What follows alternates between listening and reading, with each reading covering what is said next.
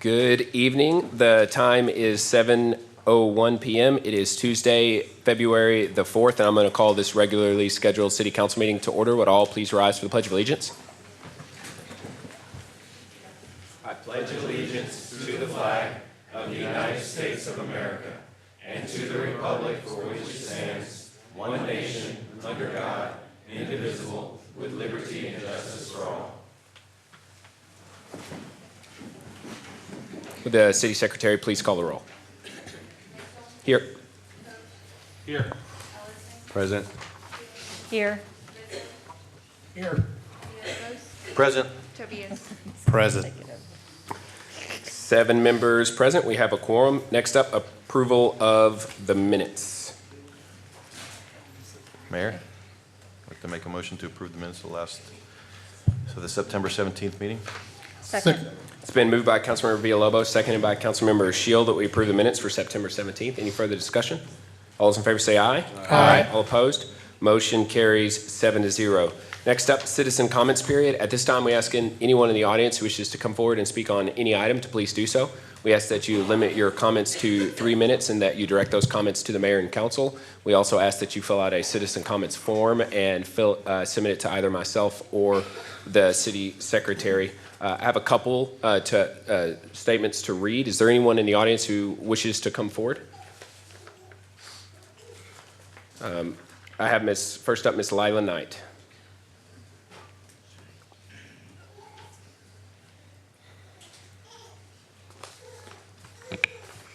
My name is Lila Knight. It's good to see all of you again. I have just a couple of things that I've sort of noticed, and perhaps y'all can sort of look into it and figure it out. First, there have been several ad hoc committees that have been appointed by the city council for like the police department bond, reviewing the animal ordinance, to work on the Heroes Monument, and one for a new special event. And it doesn't seem to me that these committees are complying with section 13.10 of the city charter, which states all meetings, hearings, and workshops of the council, any board, commissions, or committees of the city shall be held in compliance with the Texas Open Meetings Act and shall provide time for public comment. This section was added by the voters of Kyle in an election held May 7th, 2016. And I would just ask that you comply with the charter for all of your future committee meetings. Also, I wanted to bring to your attention that the RFP for a downtown retail development partner is not in compliance with our zoning ordinance for CBD2.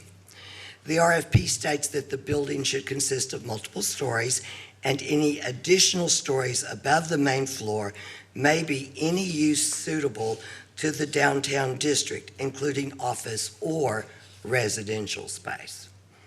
According to the staff's interpretation of our ordinance for both CBD1 and CBD2, residential and multi-housing are not permitted uses.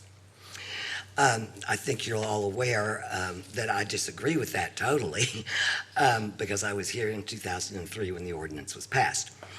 I wrote 5 of you an email last August explaining how this could be easily fixed with the insertion of just one word. No one responded to my email. Thank you.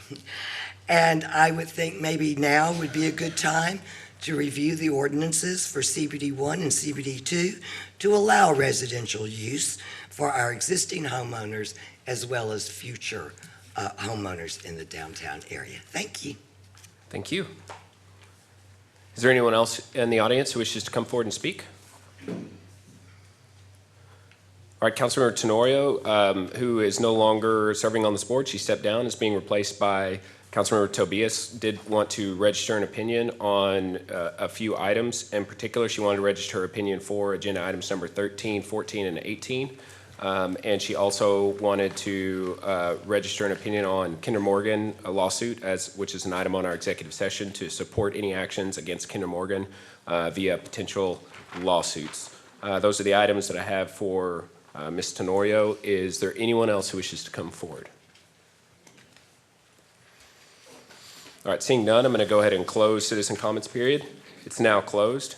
Next up, appointments. Appoint nominee for the position on the City of Kyle Ethics Commission, Councilmember Shield.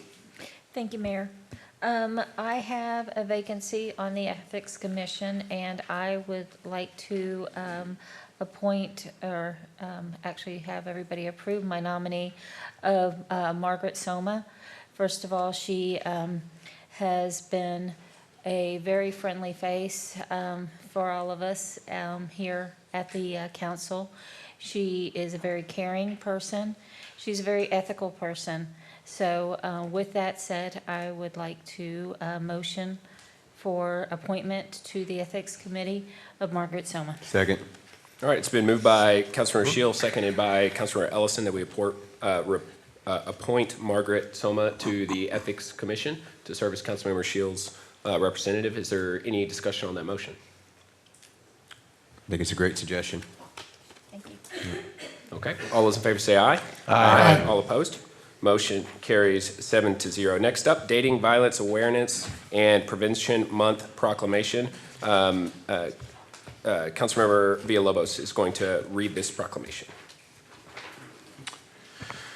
Again, honored to provide this proclamation and support the resources that are necessary for survivors in these particular situations. I know I've been on these board many times and have been, over the last 14 to 15 years, have been supporting this particular initiative.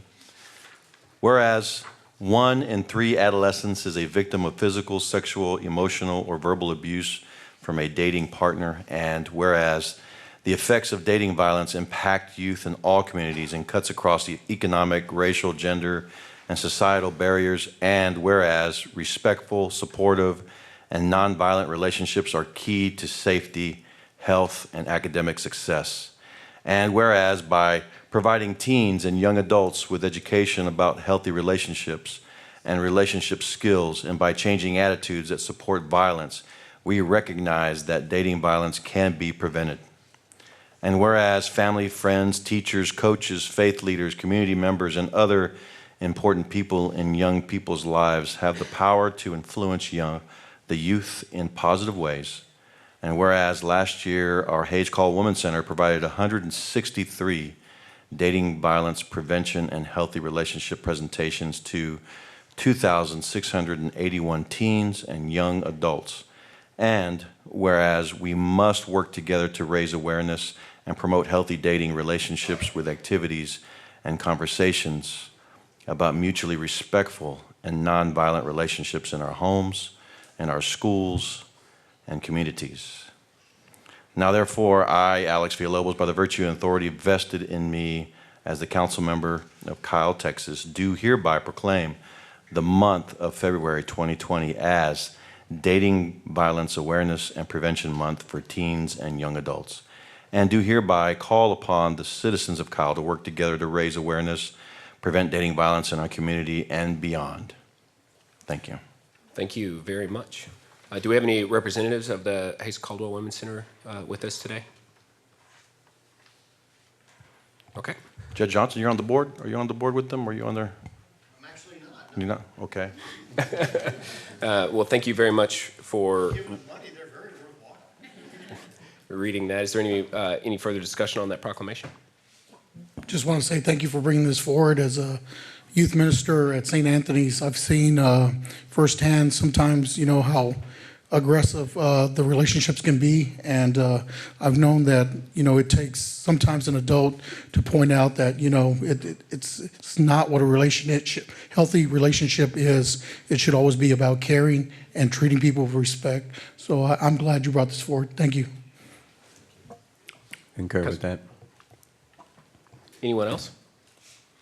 All right, we're going to move on to agenda item number 4, Career and Technical Education Month proclamation. This is one that I'm bringing forward. I'd like to read it now. Whereas about 1.4 million Texas secondary students are enrolled in one or more career and technical education courses in 1,200 school districts throughout the state, and over 3,205 Hayes CISD students are enrolled in CTE. And whereas career and technical education has offered students the opportunity to gain the academic, technical, and employability skills necessary for true career readiness, 3,205 Hayes CISD students enrolled in CTE programs. Whereas career and technical student organizations instill in their members the values, knowledge, and skills to be patriotic citizens prepared to engage as effective leaders fully, and whereas career and technical education provides students with career exploration opportunities early in their educational experiences, and whereas ensuring that employers have access to a qualified workforce is a crucial step in ensuring productivity among the business and industry communities, as well as continued American economic growth and global competitiveness. Now, therefore, I, Travis Mitchell, by virtue of the authority vested in me as mayor of the city of Kyle, Texas, do hereby proclaim the month of February 2020 as Career and Technical Education Month, and do hereby call upon the citizens to become familiar with the outstanding curriculum delivered by exceptional career and technical education teachers in this community and in communities across the state, and to support and participate in these programs to enhance individual skills and productivity. I wanted to bring this forward. It's no secret that I and many others are avid supporters of our CTE program. I know, Susie, I think you just came from Buda, where they read out a proclamation. I'm not sure that they were going to be able to give you the support that we will give you here at the city, but thank y'all for joining us. Would you like to come and say anything in your remarks?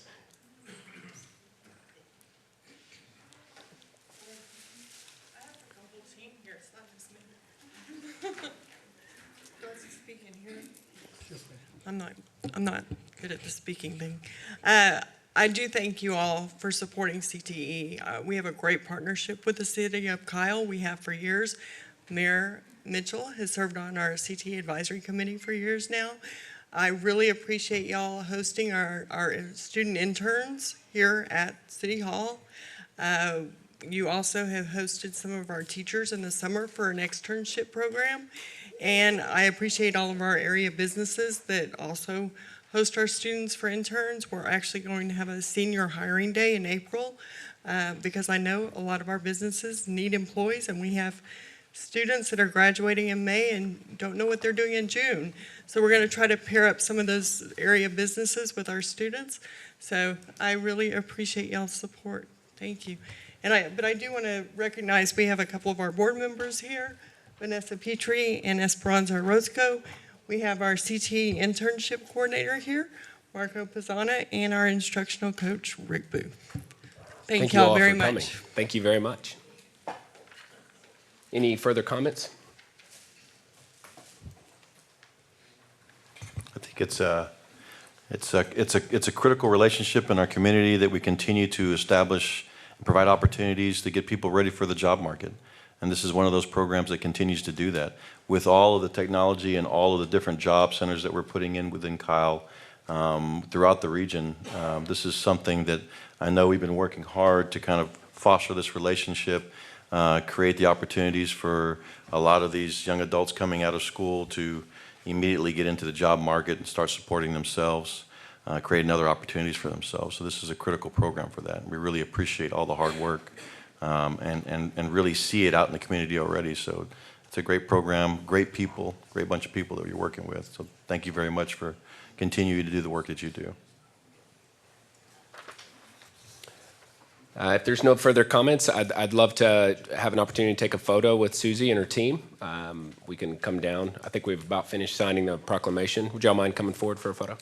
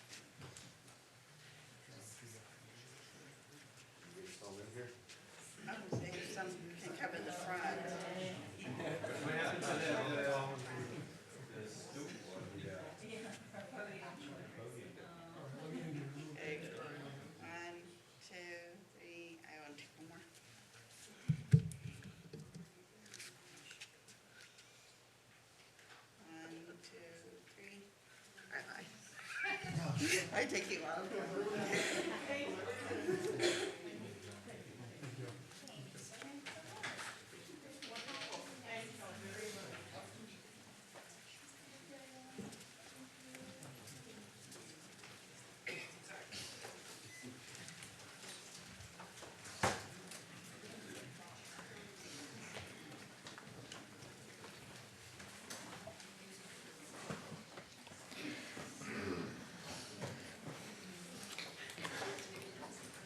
Okay, next up, proclamation for Spay Neuter Awareness Month. Councilmember Shield. Thank you, Mayor. As a partner for the the San Marcos Animal Shelter, I would like to read this proclamation. Whereas domestic animals have provided companionship to people for centuries, offering love and loyalty and providing many other benefits to their owners and human families. And whereas 65% of U.S. households own pets, millions of animals are left homeless, living on the streets, or housed in shelters. And whereas each year about 2.4 million animals who are otherwise healthy and adoptable are euthanized in animal shelters because of lack of resources. And whereas it is estimated that 90% of pets living in poverty and 98% of feral and stray cats are not spayed or neutered, leaving them open to reproducing and adding to the overpopulation problem. And whereas spay and neuter initiatives reduce incidence of homeless animals, certain life-threatening diseases, and even curb negative behavior. Now therefore be it proclaimed by the City of Kyle that the month of February is Spay Neuter Awareness Month. And do hereby call upon the people of the City of Kyle, its communities and neighborhoods to spay and neuter animals within their care, to consider making a donation to a local animal welfare group, or to sponsor the spay neuter of another pet in order to make a big difference in an animal's life, to control overpopulation in our community, and to make resources go further at the local animal shelter. Signed and entered this 4th day of February 2020.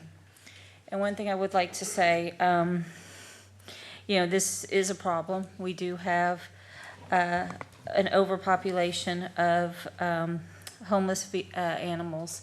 If you have an animal or see one that you feel needs to be taken care of, please either contact our animal control officers here with the City of Kyle, or contact the San Marcos Animal Shelter, and they will help you hopefully trap that animal and then get it taken care of, neutered and spayed. So please, thank you. Thank you for that. Any further comments? There's a lot of initiatives to bring awareness, and one of the most current or most recent initiatives that took place is that the county appointed a person to help us create partnerships and liaison with the community in very strategic ways. Sherry Boyette was appointed as the animal advocate, advisor, and community liaison. And I think it's an important step for the county to continue to build partnerships throughout and to continue to build an awareness of the community on alternatives to taking care of our animals appropriately within the community. So she came in today and she has a few words to say. Good morning, thank you. Good afternoon and good evening, wherever you are in whatever time zone, because I'm everywhere all the time for animals.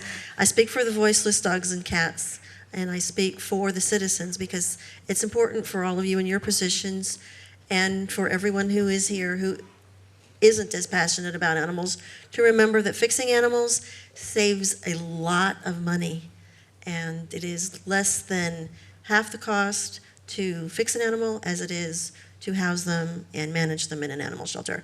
So if you would like to know about Spay Neuter, Prevent a Litter is a nonprofit organization that gives vouchers and assistance. And if you live in different populations, I think Buda does microchipping right now and Spay Neuter vouchers. So we're hoping that we can get that across the whole county. Thank you very much. Fix your pets. Fix someone else's pets. Thank you. Thank you for that. Any further comments? Okay, next up, recognition of the county court at law judge and others for the New Year's Eve DWI no refusal event. Chief Barnett.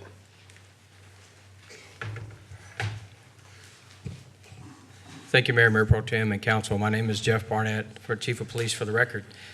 Last week, or at the last council meeting, we recognized some of our staff that saved some lives here in the community. Remember, we talked about the tourniquets and the application and the life-saving skills that our officers put into practice on a regular basis here in Call. Tonight, I think we're here recognizing 3 people that did something no less important. I think they were saving lives in Hays County, and they did so on a holiday when they could have been off. They could have been enjoying the night, the holiday, could have been at home, but instead they chose to serve our community on New Year's Eve. So I'd like to read something to you where we put forth a really good effort from our staff and the county court at law judge.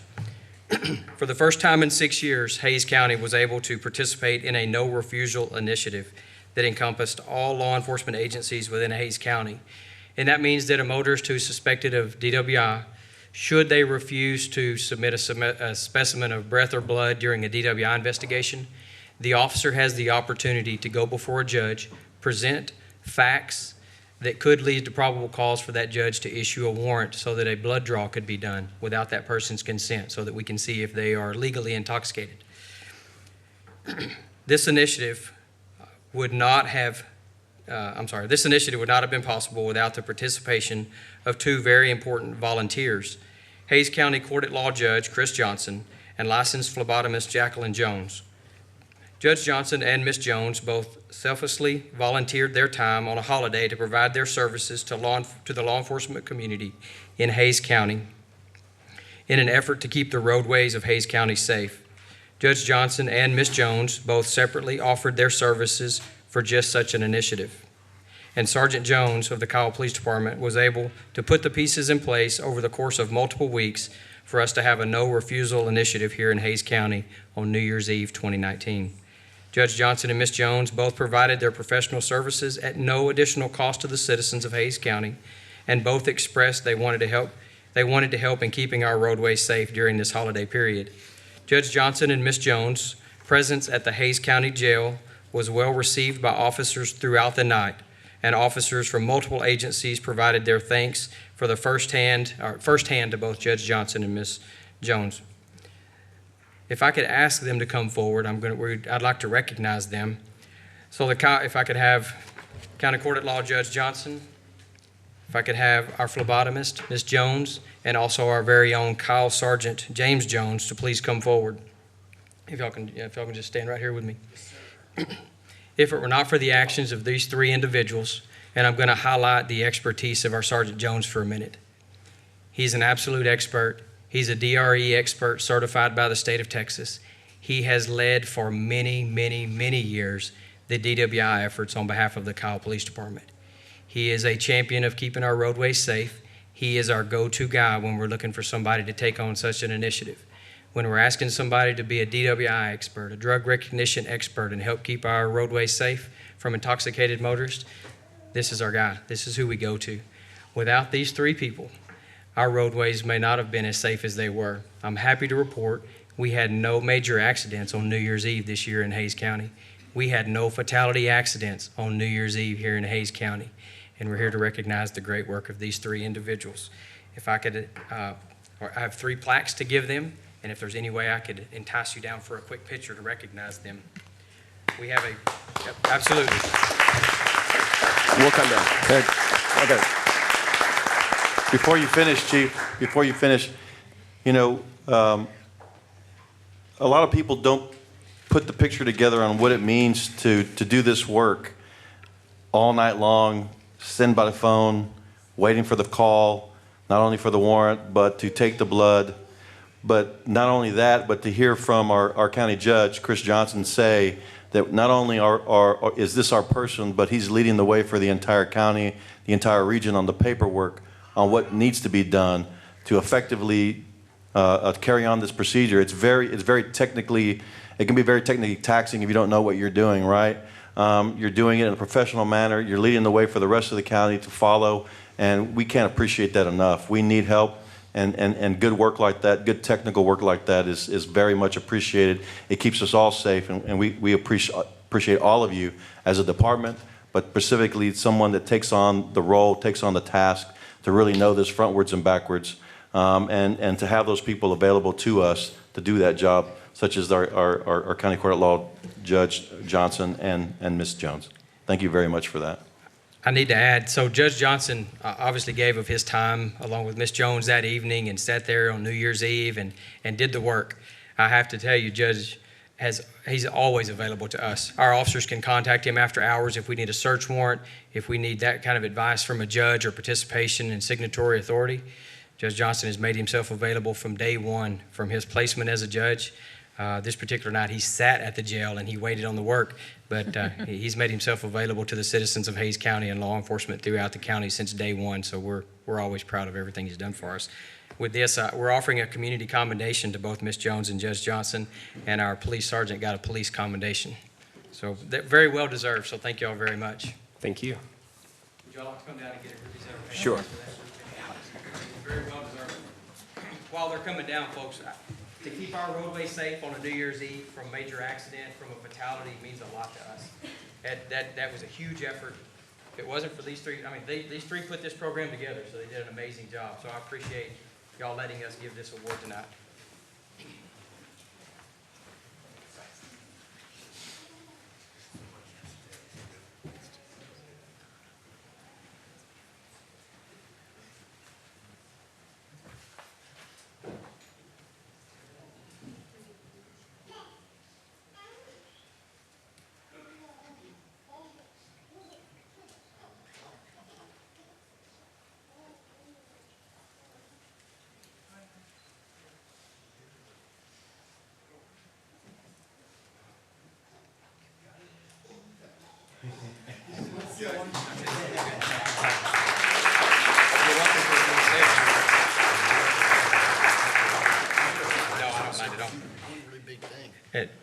Mayor and Council, if you don't mind, I've asked Judge Johnson if he can maybe say a few words real quick as y'all take your back seats. But thank y'all, Judge. Appreciate it. I guess just the one thing I wanted to say was that y'all really should be proud of your police department. Since taking the bench in January, y'all's PD has consistently been leading the way, consistently day in, day out. When I get warrants, the vast majority of the blood warrants I see are coming from Kyle PD. Their form was the best form. They're the ones who took the initiative and made it happen, so you should be proud of them. But also, I wanted to take a minute and really drive home the point. You know, Sergeant Jones, that's his job, and he was there doing his job. I'm elected. That's me doing my job. That's the way I see it. But there's one person among the three of us who was an absolute literal volunteer, and that's our phlebotomist, Jacqueline Jones. Really, y'all should be proud of her. I think the most of everybody involved in this. She alone just gave up her time to go and do this for no reason other than she wanted to keep the citizens of this county safe. Wow. Thank you very much. Thank you. Thank you, Ms. Jones.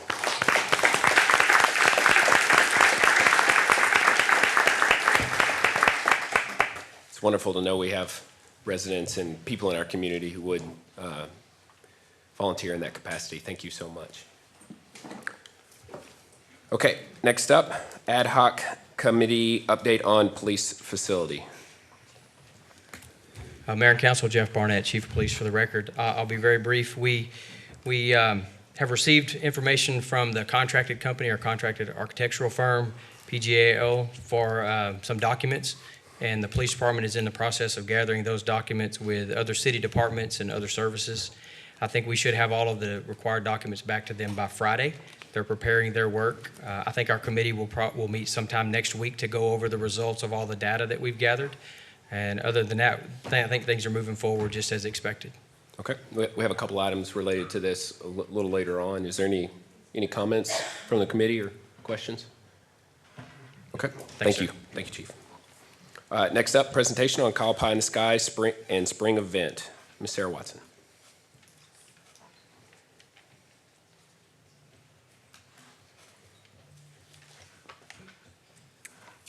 Mayor Pro Tem, and members of the council, thank you for letting me speak to you quickly tonight.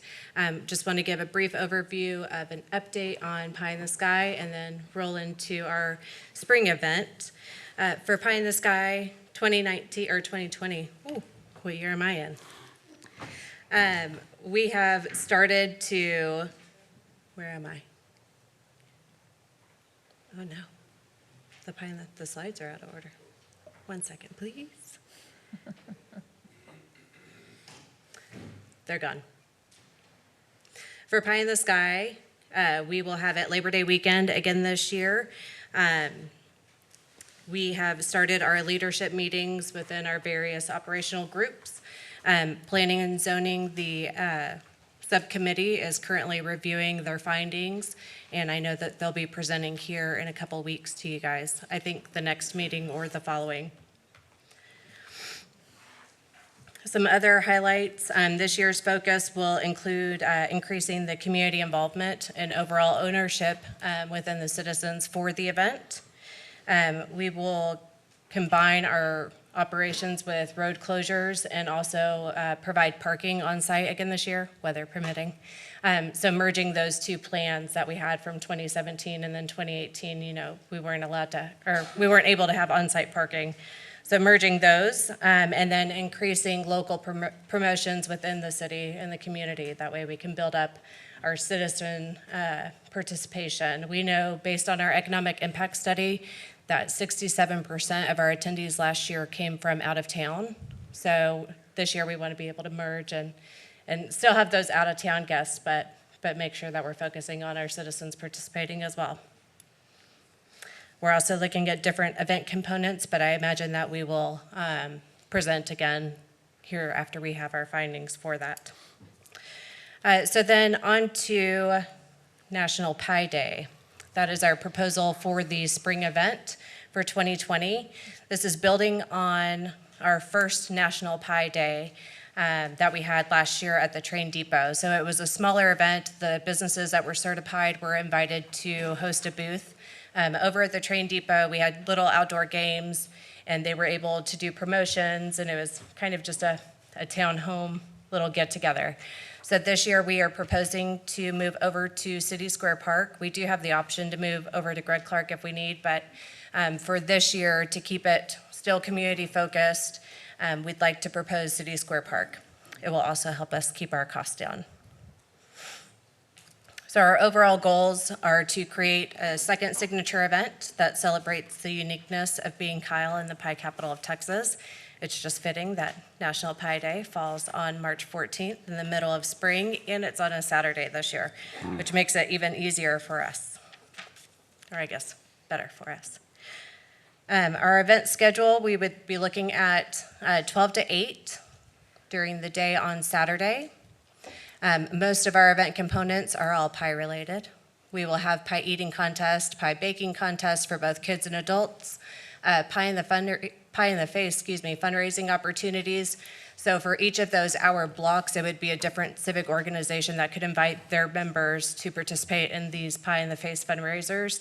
They've been really successful at Pie in the Sky. And then we will have the pie recitation competition. Mr. Earp, remind me, how many digits did you get last year? 100. And there was one child, I think, not to call you out, but he got a few more digits than you did. Oh, did you? Okay. He was pretty close. But I think we had about 20. 107 or 8, just to be safe. Yeah. I think we had close to 20 participants, though, between, adults and kids. And so it was really well received, so we'll highlight that again this year. Live music from 6 to 8, and then we will finale with fireworks and the event conclusion that evening.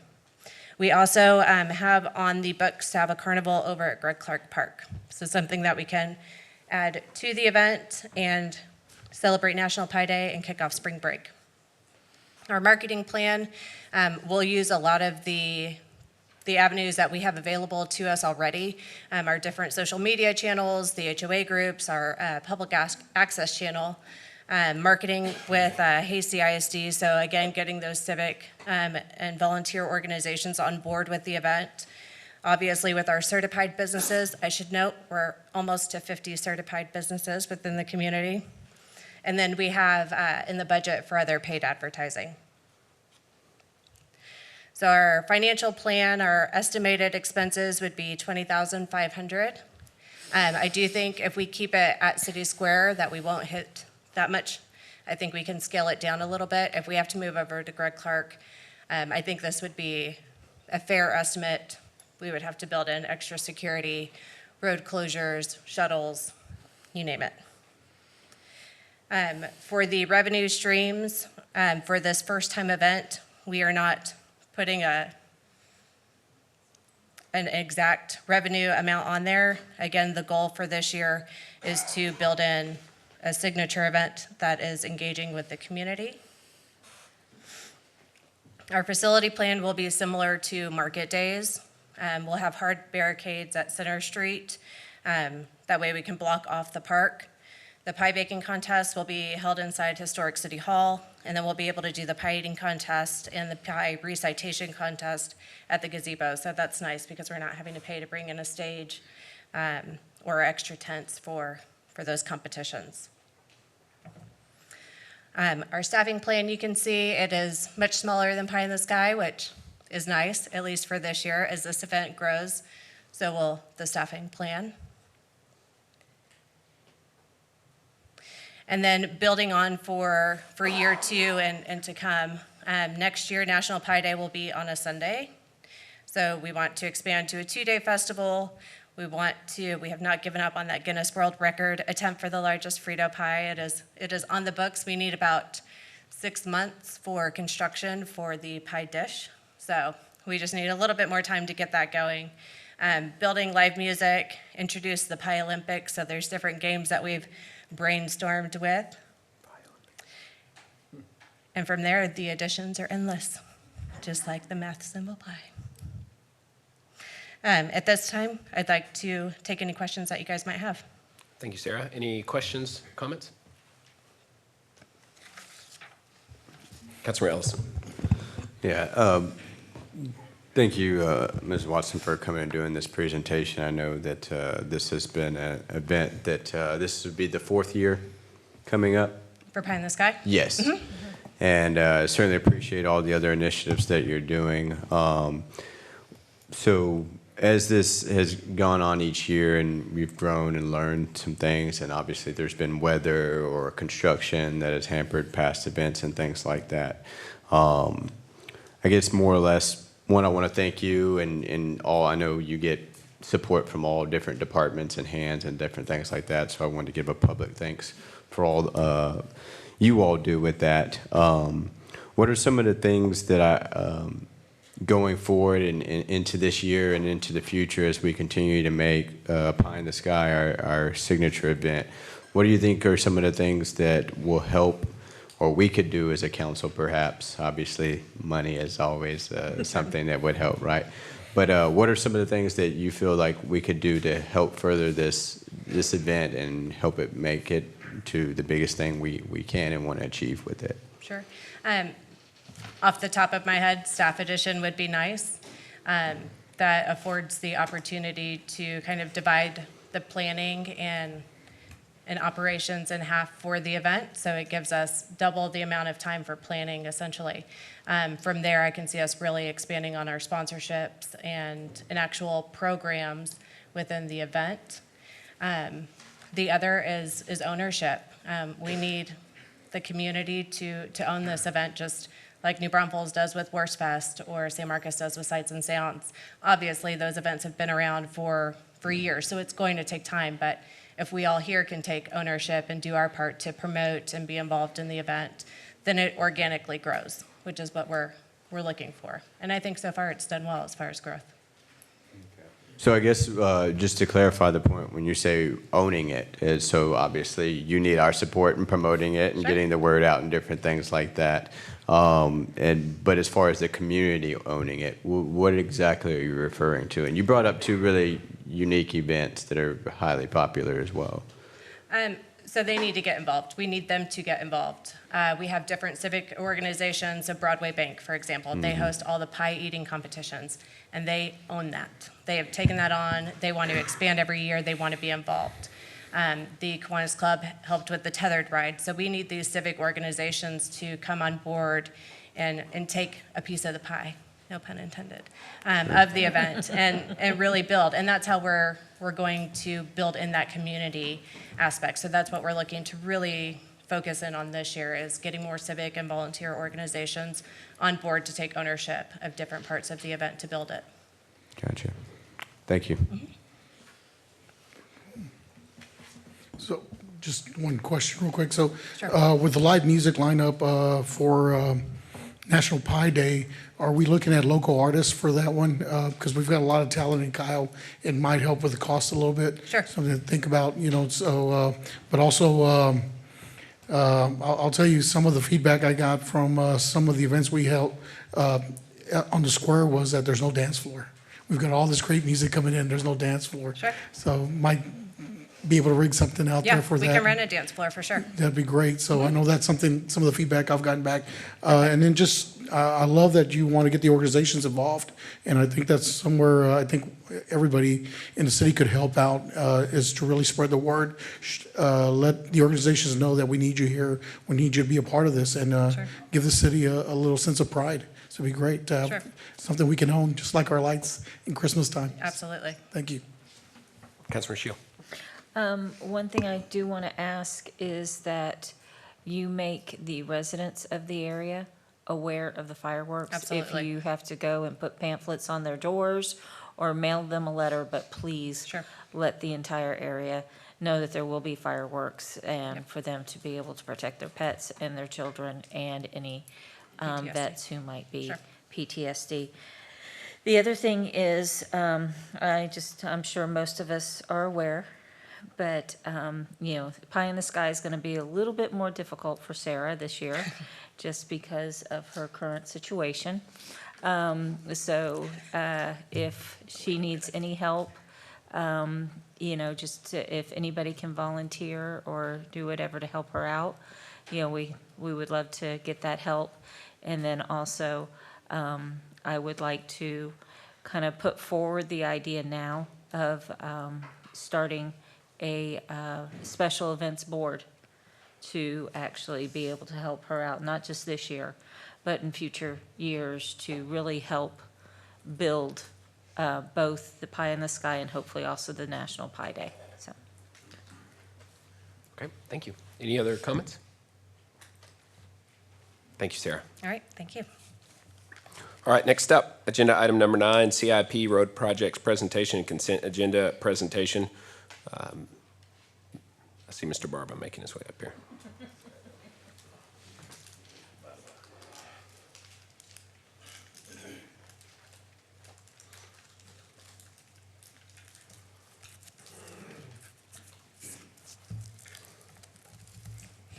Good evening, Mayor and Council. Leon Barba, City Engineer.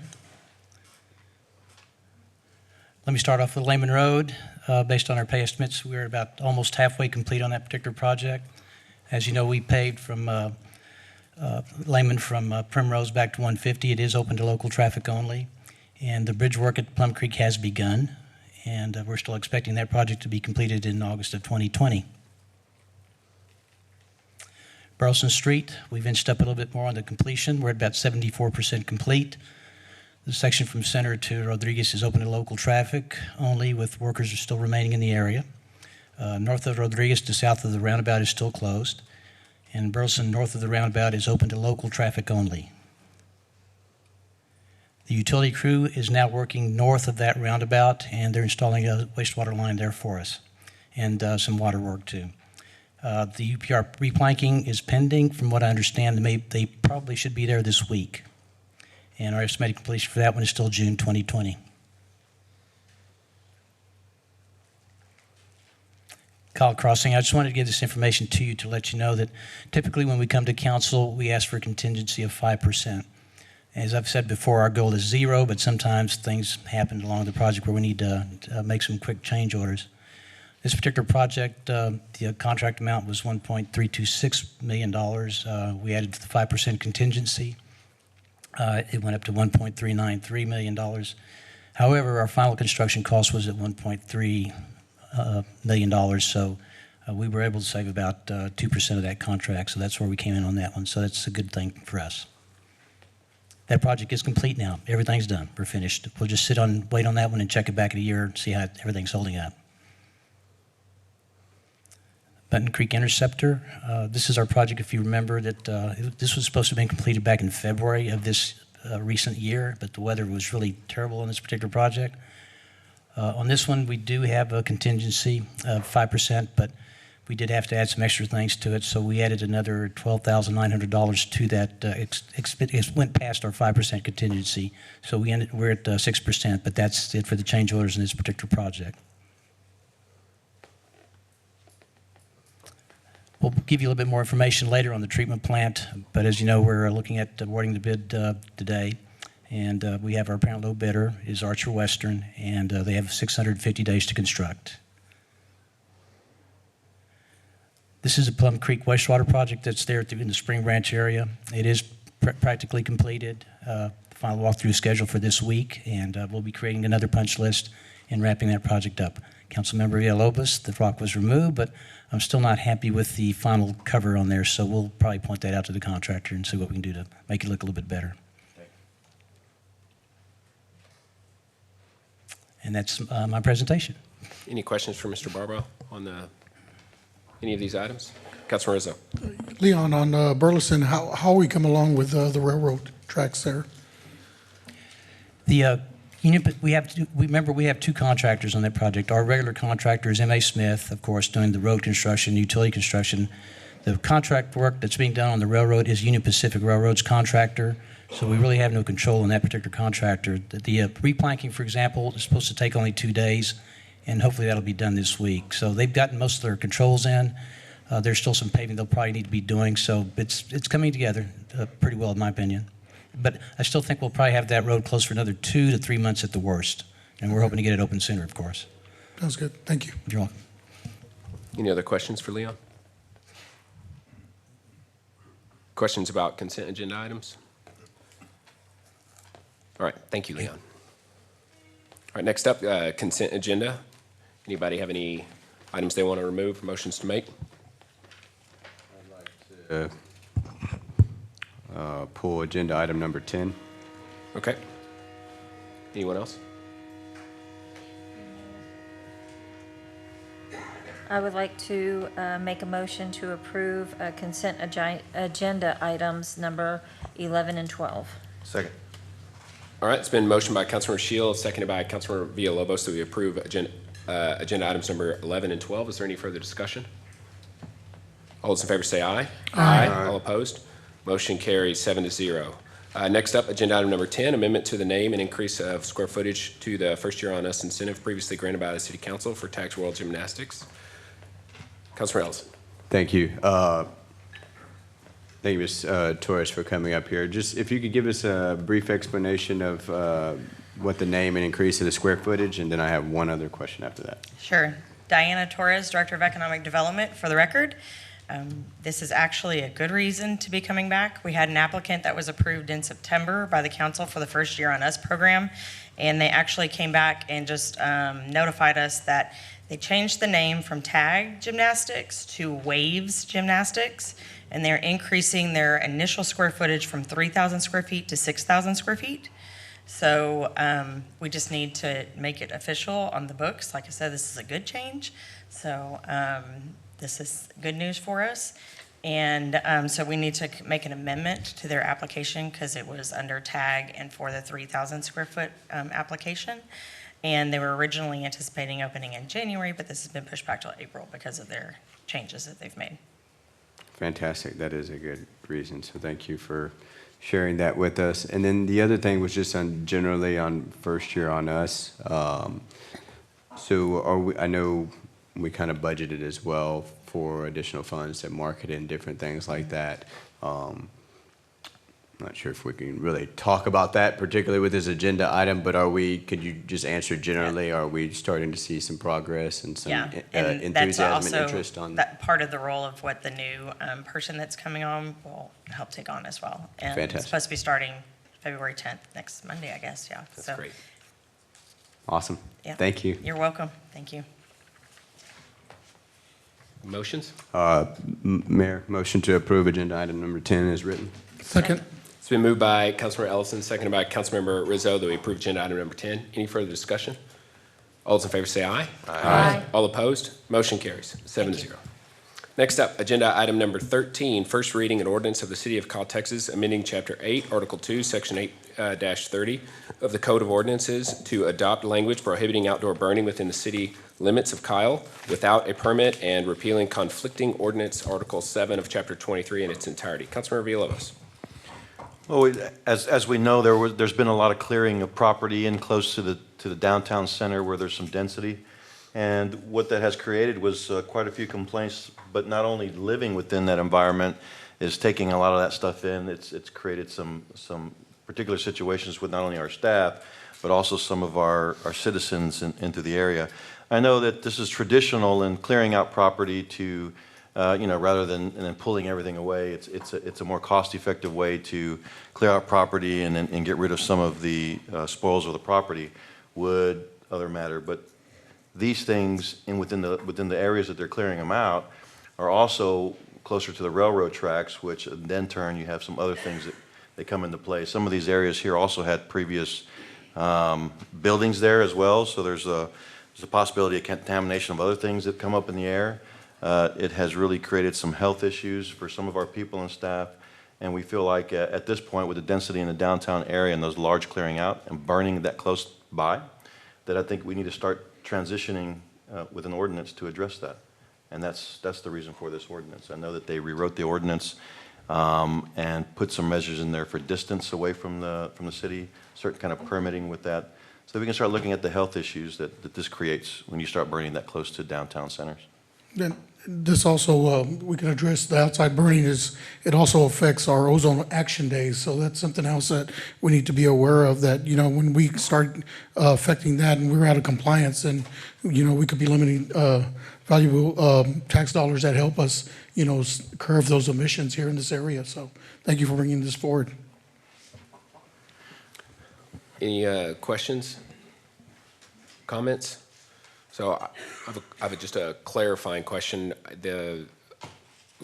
One, I'd be interested to know what Chief Taylor's thoughts on this, but I'm also, I'm just wondering about making sure that we're limiting it to trying to address specifically the examples that you gave, which I think is appropriate, without it getting into, because sometimes we change laws to, to try to address one thing, and then a few weeks later we find out that now we've made it some other constriction that we weren't really trying to create. So I'd like to hear your thoughts on. Sure. Mayor, Council, Kyle Taylor, I'm the fire chief.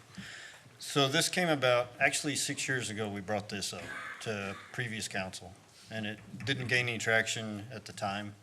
It actually never made it to council.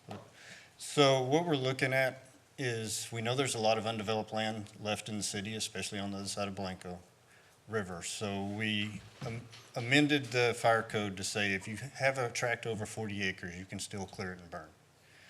And there's not many tracts left on this side of the river that are 40 acres, maybe back in Six Creeks in that area. But the last few lots that were cleared, like this one across the tracks, we got a lot of nuisance complaints. We got nuisance complaints when they cleared the land at Jack C. Hayes in 150 a couple weeks ago. So we were already working on this ordinance after this, because the city of Kyle, back when, I think it's Article 7, Section 23 of the Code of Ordinances, back when that was written, Kyle was a rural town. And now most of the town is either suburban or urban. So it's one of the few towns I know of that still allows burning. And I think it's time just to get rid of it. But it still allows those bigger tracts to be able to clear their land for development. Okay. Do you foresee, I noticed there are a couple sections in here that y'all proposed that relate to fires in backyards. Right, it still allows residents to use their manufactured or their burn pits that they had built. It doesn't get rid of that. They can still use their smokers, barbecue pits. It doesn't affect their ability for recreation. Okay. That was the main question that I had. So any further questions for Chief or comments on this item? Just one question. Does this ordinance, would it affect just in the city limits or ETJ as well? It is just the city limits. It does not affect the ETJ. Thank you. All right, I want to thank Councilmember Villalobos for bringing this up. It's a good initiative. It's obviously, I think the last burn we had pretty much blanketed the town in, a thick smoke. And while it's totally appropriate for them to have been able to do that because at the time it was legal, I think this is a good city response, taking that as an initiative to move forward. So thank you for that. I couldn't have done it, not without the expertise from the chief, and I really appreciate you taking the time and earnest to create the policy for us to put forward, and also with the assistance of the city manager to make sure that we were touching all the different areas that were going to be of concern of the council. So I appreciate that. Yes, sir. Assistance very much. And I Thank think it addresses what the community needs. They can still do their recreation burns and fire pits. Because that'll be the question that everyone has. Right. Thank you. Okay, any other comments or motions? Move to approve. Second. It's been moved by the mayor, seconded by Councilmember Rizzo, that we approve agenda item number 13. Is there any further discussion? I just want to thank Chief Taylor for being here and offering your thoughts on that. Okay, all those in favor say aye. Aye. All opposed? Motion carries 7-0. Next up, agenda item number, Councilmember. Is there any objection to this being finally passed? I want to object. So I want to give the public time to think about this and, and come back and just make sure. Next up, agenda item number 14, second reading, an ordinance of the City of Kyle, Texas, amending Chapter 5 of the City of Kyle Code of Ordinances in its entirety, adopting animal control regulations designed to protect the public health and safety, providing comprehensive requirements for the keeping of and care of animals and fowl, and other items related to the animal control ordinance. This is second reading. Councilmember Ellison brought this. Thank you, Mayor. So this is the second and final reading on this ordinance, and I know we gave some feedback to AC as well for some things we wanted, so I think she's going to be bringing some of that back and talking about that. As well, if you could highlight some of the major changes that we made, just giving everybody a little bit of history on this. So last summer, if memory serves, we had a couple of incidents in our city with, unfortunately, two beloved family pets were lost. And this was brought to the attention both at a council meeting and then directly to city council members by another family as well. And so we saw this as an opportunity that we needed to make some improvements in our dangerous animal ordinance. And I want to thank all of those that were involved in that. We had city staff, we had law enforcement a part of that, but we also had citizen input. We do have majority of the Gordon family here in representation who were a part of that as well. And so one of the things that we talked about was, how to prevent some of the hardships and pains that the Gordons went through, as well as the other family that went through, so that these things aren't the norm for other families, that God forbid if something were to happen with them. And, in reflecting on this, I want to thank the Gordons for bringing me into a part of this and being a part of the committee to work on this, because all too often we see at every level of our government where things happen and then it's talked about a law should be changed or things should be changed and then nothing happens. So I'm proud to be a part of this along with all the others that were involved, that something did happen and we're trying to change the law to make it better. And that's what government should be about, in my opinion. I will turn it over to Officer Breacher here, but I'm also going to, if she so chooses, Mrs. Gordon, to bring her up as well, to give her thoughts on this process and feedback as well. Brianna Brecker, Animal Control Officer with the city. So basically, kind of the summation of what we did. The major portion of this was completely rewording the entire ordinance. We reordered it, made it make a little bit more sense, made the dangerous dog portion way stronger. We have more follow-up abilities. Every case is going to court unless the animal is surrendered to the shelter. So all the cases will go to court, and people have their options. There are more restrictions on the animals being in the households with the restrictions for that. We added to our habitual offenders ordinance, so our chronic violators that are violating 3 or more times in a 12-month period of a loose dog that's getting loose 3 times, those animals are going to be unregisterable. We're going to be able to pull their registrations or permit, or making them ineligible for permitting or getting a license. So those animals will need to be removed from the city under that portion of the ordinance. We did also did some last minute corrections on the livestock and miniature livestock. I kind of combined them together because we did that ordinance revision a couple years ago, and that miniature livestock in particular is not going to be around in town at the particular area it was, so felt we could combine it back together again. And then we've got, we put in there that the shelter is doing microchipping down at the shelter with the impounds of the animals. And on the corrections that you guys asked for, I did a minimum of 3 signs on the property, with additional signs may be required by policy. So we'll just have it, if there is a fence that is visible from the outside, they'll have to add that extra. Brianna, where was that section? What section was that in that we discussed last time? It's on page 35. Okay, thank you.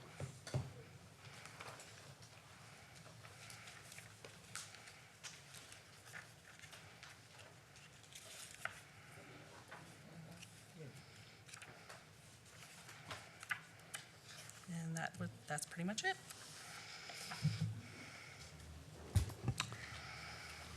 Is the copy that's in our backup the same as the paper copy we received? Yes. We just want to make sure, since it was kind of last minute, that you guys had that version in front of you.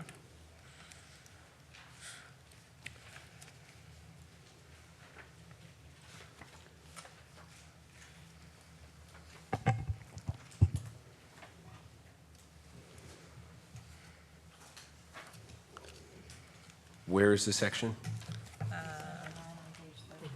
35, yeah. Okay, maybe I'm on the wrong one. My 35, page 35 doesn't have a 9. Section 5-175. Yes. Got it. There it is.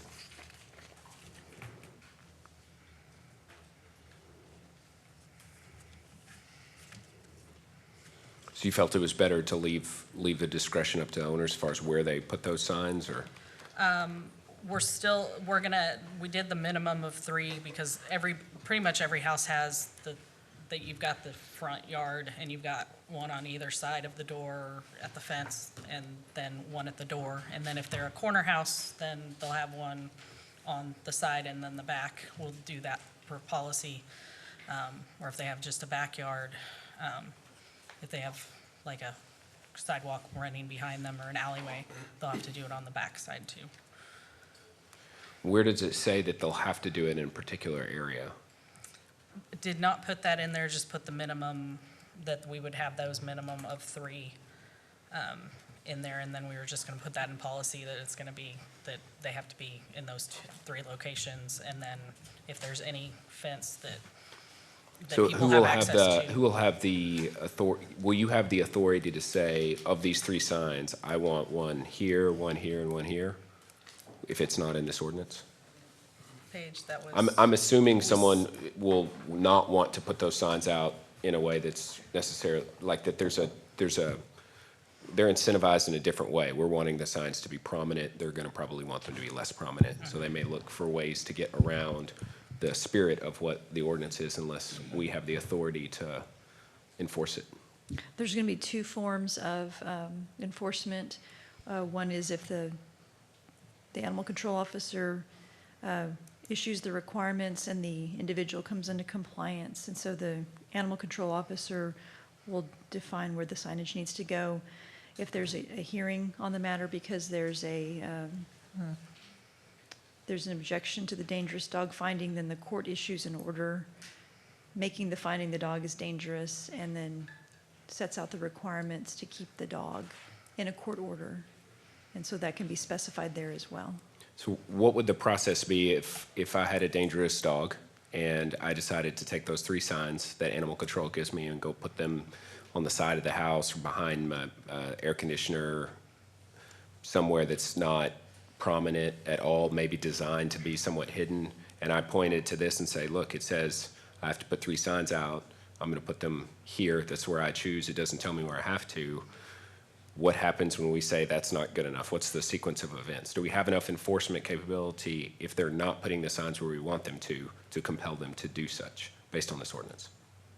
I think that in order to, for the court order, they can be held in contempt of court. And so if they fail to comply with the order, it's going through the court process. I think a belts and suspenders measure would be to add one line in here that said that if they fail to post signage in accordance with the court order or the animal control officer's determination, that that's a violation of the ordinance as well. So you could, in this motion and vote, add that sentence to make that enforceable through additional municipal court proceedings or a ticket. Would it be lawful for us to add a sentence that said the location of these signs is at the discretion of the animal control department? I would phrase it as the signage shall be posted as required by the animal control department. Okay. So I'm just looking basically, for, yeah. I'm trying to stave off a potential situation, because that's what we've had in the past where, you know, we're wanting to make it very clear that this home has a dangerous animal, so that the point of it is to make the public aware, and that the owner might be inclined to make the public aware the least amount possible. And if animal control's job is to enforce this ordinance does not say that it has to be prominently placed or on a corner or on a house or on a fence or, you know, in particular spaces that notify the public in the spirit of the ordinance. And if it doesn't say that, I'm wondering if we will have the ability to enforce something that's not actually in our code, that's outside of the ordinance. I would add 2 sentences then. One would be the pet owner shall post signage in the locations designated by the animal, either by the animal control officer or by court order. And then failure to post signs in accordance with this ordinance is a violation of the ordinance. That would be a perfect sentence for what I would like. Thoughts on that, council? No, I think that's perfect. I think that's great, yeah, because I can see people trying to circumvent that situation there by hiding the signs, so thank you. Okay. I have a quick question, if you don't mind.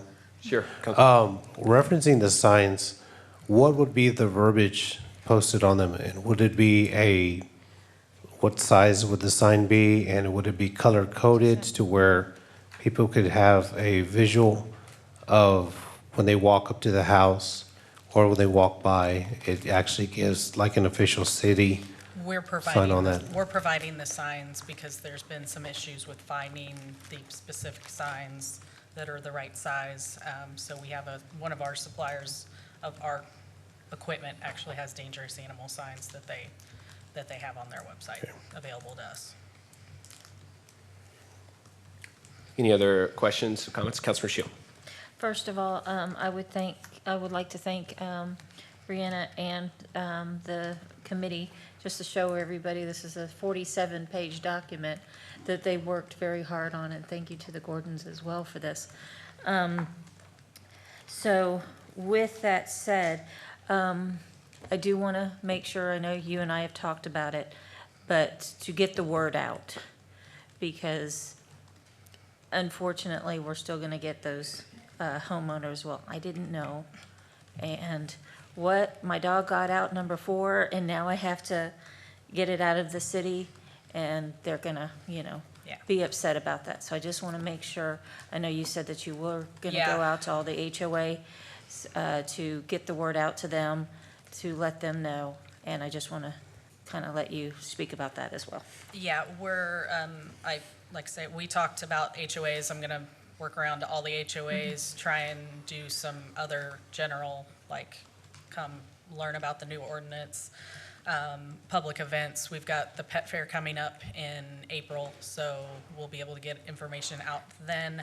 I'm making all kinds of brochures, and I've been working we're working on some ideas for videos with the interns, so that we can get some videos out there about the ordinance changes and some other things like fences, how to repair your fence. I'm going to see who we can work with to try and get some good videos about how to reinforce your fence, because that's 95% of our problem is the fences are a problem. I'd also like to work with, see if we can maybe get the builders to be building better fences, maybe possibly. Because I see different things in different subdivisions as far as how many cross boards are on these fences and stuff. And those are the ones that I see fall down. So some more standards on that, but yeah, just some outreach. So I've got a lot of office time and planning ahead of me. So. Well, I appreciate it, because I know if we don't get the word out, then that's just gonna cause a lot of issues and pain for other family members. So, thank you. Thank you. Councilor Ellison. I wanted to bring up Mrs. Gordon as well to provide any thoughts or feedback she had.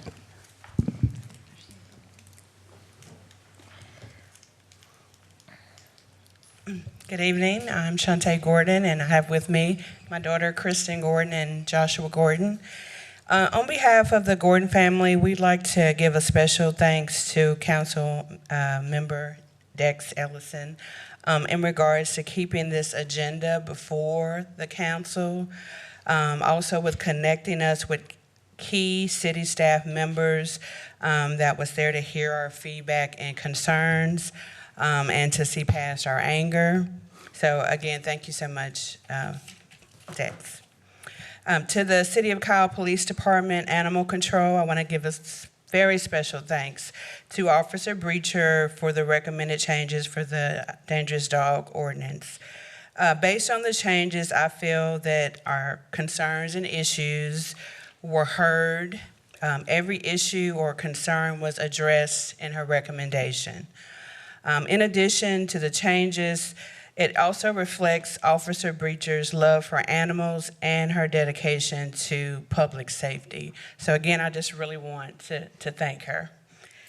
To the city councils, thank you for voting to approve these changes. It's been a long road to where we are now, but I'm glad that we are moving toward a change and the behaviors of our community in regards to the ordinance. When I stood before you before, I spoke in regards to the owners of the dogs being negligent. I love how Officer Breacher turned that negligent term into habitual offender. So I guess that's a little bit softer. But it really does boil down to the owners being responsible for their pets. Thank you so much. Thank you. Any other questions or comments? All right, I'd like to make a motion to approve and to add the language, the owner of a dangerous animal shall post signs giving notice of the presence of the dangerous animal on the property in the form and in the locations designated by the animal control officer or a court order. And it is a violation of this chapter for the owner of a dangerous animal to fail to post signs in accordance with this chapter or to remove signs that are required by this chapter and fail to replace them. Those two sentences in their appropriate sections within the animal control ordinance. Second. All right, it's been moved by the mayor, seconded by Councilmember Ellison. Is there any further discussion? I want to also second what Ms. Gordon said and give kudos to Councilmember Ellison for working hard on this, as well as others who've also worked hard on this. It's a great pleasure watching our laws continue to evolve in response to citizen feedback as a result of initiatives taken by this body. It makes me very proud to be up here. So for that, I say thank you. So any further discussions? All those in favor say aye. Aye. All opposed? Motion carries 7-0. Next up, agenda item number 15, Pilot Services Agreement between Voice, Inc. and the Kyle Police Department for Remote Language Interpreting Services. Chief Barnett, this is an interesting one. It is. Thank you, Mayor and Council. For the record, Jeff Barnett, Chief of Police. I'll be brief. This is a 60-day trial for at no cost to the city of Kyle. Voice, Inc. offers a variety of services in the interpretation field. We are going to test for 60 days a small segment of their offerings. In short, they offer video and audio interpretation, and also telephone interpretation. They offer translation services, on-site interpretation services as well, and then they'll even do transcription. In short, they're going to provide us with basically a tablet-type device that we will have in a kiosk in the police department lobby. And when we have the need for foreign language translation services or sign language translation services, we'll tap into that app that will be connected to that kiosk in the lobby, and we'll utilize their services free of charge for 60 days to see how we like that. And then if we like their services, we'll come back to council and maybe look at a longer-term agreement. They provided a basic contract in the back so that you can see what it would look like. Obviously, we would work with them on pricing and different services that we might look for in the future. But this is a 60-day trial at no cost to the city to check out their interpretation services. Is this something that you'll present back to the council as far as feedback on, as far as what you think, or if you, or maybe not? No, if it looks like something we might want to move forward with, we'll certainly be back before you as a presentation to look at maybe a contract. And if it's something that we weren't particularly happy with, we would still provide you that feedback, maybe just in your backup packet material. Yes, sir. Okay. Any questions? Councilman Shield. Chief, first of all, so this is only going to be available at the police station, not on the streets, correct? Currently, I think what we're going to do is we're just going to get this kiosk in the lobby of the PD. They're looking at some other offerings as well that would be free of charge, but for example, if we have some phone devices, they may offer it on our phone devices, but currently I think we're just going to go with the kiosk up front. If during the 60 days they can roll it out where we can use some hands-free devices, we may do that as well, again, at no charge. They offer a variety of opportunities to use their services, telephone, regular telephone landline, as well as a hands-free mobile-type device like a telephone or other similar device. And then for basically the kiosk in the lobby is going to be an iPad. And since it's a kiosk, it'll be kind of heavy so people can't run off with it, and it'll be there for our officers to use. Okay. How many languages? I think it was like over 100 different languages that they can tap into through resources around the world. Typically here, we're probably going to use 5 or less different languages, but I think they offer like over 100 different languages. And you said sign? Yeah, sign language is included, absolutely. Okay. Because it's a video relay, so basically you're almost, hate to use some proprietary name, but you're almost, you're using a video chat service. And they can see one another, and they answer quickly. I mean, within seconds, they have their interpreter on the line so that they're there. And basically, our officer would go back and forth, and that person could stand in front of the interpreter, and they could see one another. And then they'll provide that translated language back to our officer. Okay. And who currently provides our services? Well, we do our best out in the field. We have a good number of Spanish speakers that work for our police department. We have some telephone numbers of services, and we also have access to folks at Texas State University for sign language. Okay. Some of our more limited languages are a little bit challenging, and we kind of scrounge around. We help use their family members. Basically, we find a solution, nothing as professional as this service. Okay. Thank you. Yes, ma'am. Councilman Rizzo. I'm really excited about this. During one of my drive-alongs, was able to help with some translation, so it was great. I see the need for this, especially when you're trying to communicate with someone that might be in need. You know, I mean, you never know, they could be sick on the side of the road or something, and sometimes minutes are crucial, so I think this would be great. So thank you for really going out and doing your due diligence to find this company, and I'm glad that we're trying to address this situation. Thank you, Chief. Thank you, sir. There's probably one thing I should add, just so everybody out there is real clear. So if you call 911, we have alternate services that will help us translate during an emergency with our dispatch center. That's a different process. We typically call it language line. This is for officers in the field, but thank you. Any other questions? I think it's innovative. So I'm glad you're bringing it forward and getting the opportunity for a trial. The reason I was asking is just I'd love to hear your thoughts on it at some point. Absolutely. Entertain a motion. Motion to approve. Second. It's been moved by Councilmember Rizzo, seconded by Councilmember Villalobos, so we approve agenda item number 15. Any further discussion?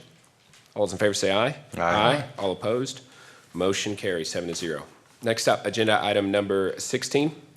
Second reading, an ordinance of the City of Kyle, Texas, amending Section 53-419, Conditions and Limitations, 53-444, 53-481, and Chapter 53 zoning of the City of Kyle ordinances by limiting outdoor uses, by adding limited outdoor uses.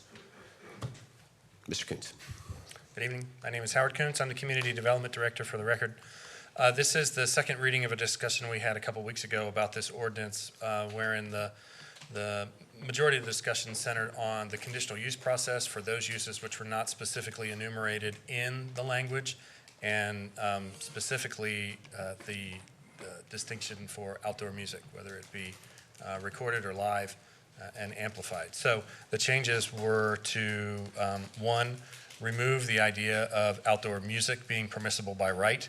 So we've done that, and we've changed it by moving it into the conditional use process. And then the second thing was to create the conditional use process. So we mimicked this after the conditional use process from our sign ordinance. This is unique to these sections and these sections alone, and that's specifically called out in the language itself. Long story short, there's a public notice and requirement that's in the newspaper, sign on the site. There'll be a public hearing that's held at the Planning and Zoning Commission. The Planning and Zoning Commission will be the arbiter of the decision itself. It stops with them. Unless the applicant is for some reason aggrieved or another person with standing is for some reason aggrieved, then they can appeal that to this council.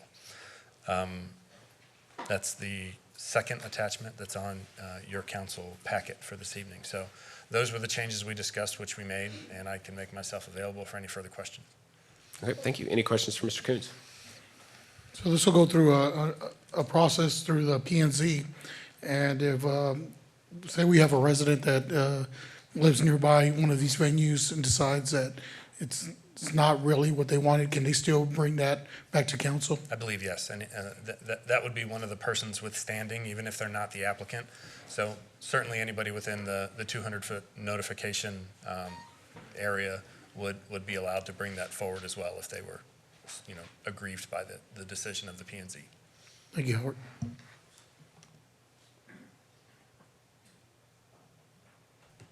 Okay, other questions or comments? Can I get clarification on what you just said? If P&Z approves a conditional use permit for a particular type and someone who lives nearby doesn't... Is upset with that decision? With the ruling, then they can request the appeal come to this board as directly well. to the council. Yes. Interesting. Is that common? Yes. For conditional use permits, as far as how the appellate process? Yes. Okay. Further comments, questions?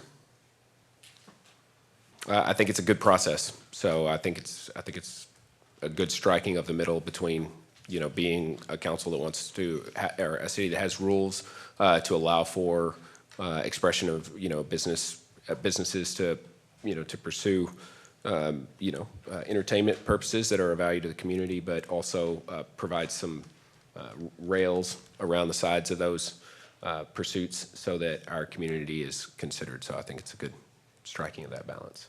Any other comments, motions? A motion to approve. It's been moved by the mayor, seconded by Councilmember Shields. Is there any further discussion? All those in favor say aye. Aye. All opposed? Motion carries 7-0. Thank you, Howard. Next up, agenda item number 17, consider and take possible action on a request from Sandra De Leon to waive City Code Section 41-142F2, which requires connection to city wastewater services. Mr. Barba. Actually, Leon, before you, Paige, I have a question on the vote we just took. We voted to approve. The vote was to approve the council amendments as outlined in the backup material. There were different recommendations, I think, in your memo. I just want to make sure that the action that we took was the action that we intended to take, which was the process that we outlined. Can you be looking into that, just to make sure that that motion, because that happened before, where we did a simple motion to approve, and there were a couple questions, and it reverted back to a different language, just to make sure that the action that we took approved the council revisions that we just discussed. Okay, go ahead, Leon. Thank you.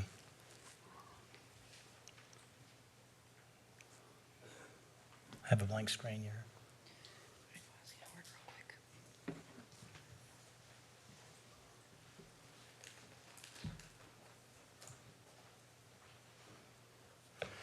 Mayor and Council, Leon Barba, City Engineer.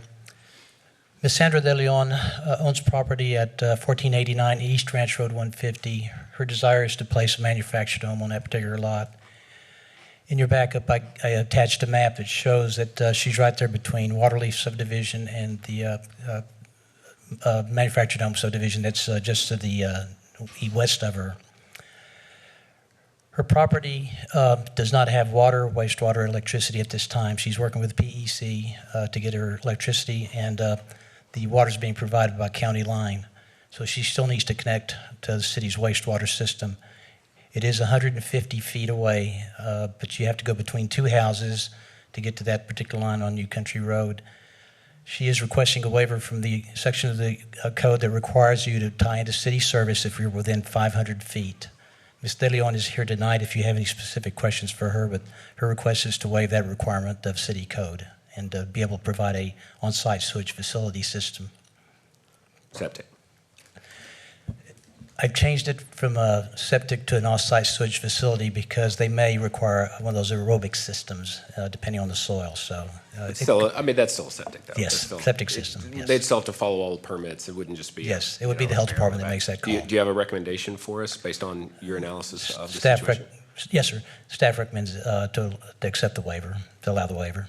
Okay. Any questions for Mr. Barba? Councilman Rizzo. Just one, how many acres does she have? How big is the lot? It's a little over an acre from what I understand. Okay, because I think our minimum requirement is an acre. Is it an acre or half acre for a septic system? What's the minimum requirement for one? Let me defer to Howard, see if he has those numbers. Usually I don't get involved with those Okay. details. Where are you going, Howard? Sorry, Howard.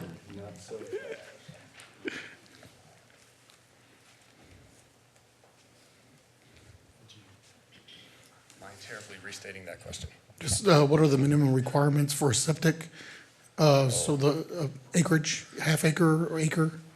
If you have traditional septic, it's 1 acre. If you have advanced septic, which can be macerators or other types of systems like that, you can get down to 9,600 square feet. But all that's administered through the county's health department. We don't inspect it. We don't do the plan review, none of that. So an acre, she's safe then? She's great. Absolutely, yeah. All right, thank you, Howard. Appreciate it. Councilman Shield. All right, if we did not pass this variance, so you said to connect to the wastewater connector, it would be on New Country, which would need to go through 2 properties? That is correct. So we would have to trench and dig up their yards in order to attach to that, correct? That is correct. There is another option if this would be highly unfeasible. That is to actually do like a grinder pump, go south to 150, get into TxDOT's right-of-way, and then come back north on New Country and tie into the wastewater system there. But that's, we talked about that, but that seems a little unreasonable. Okay.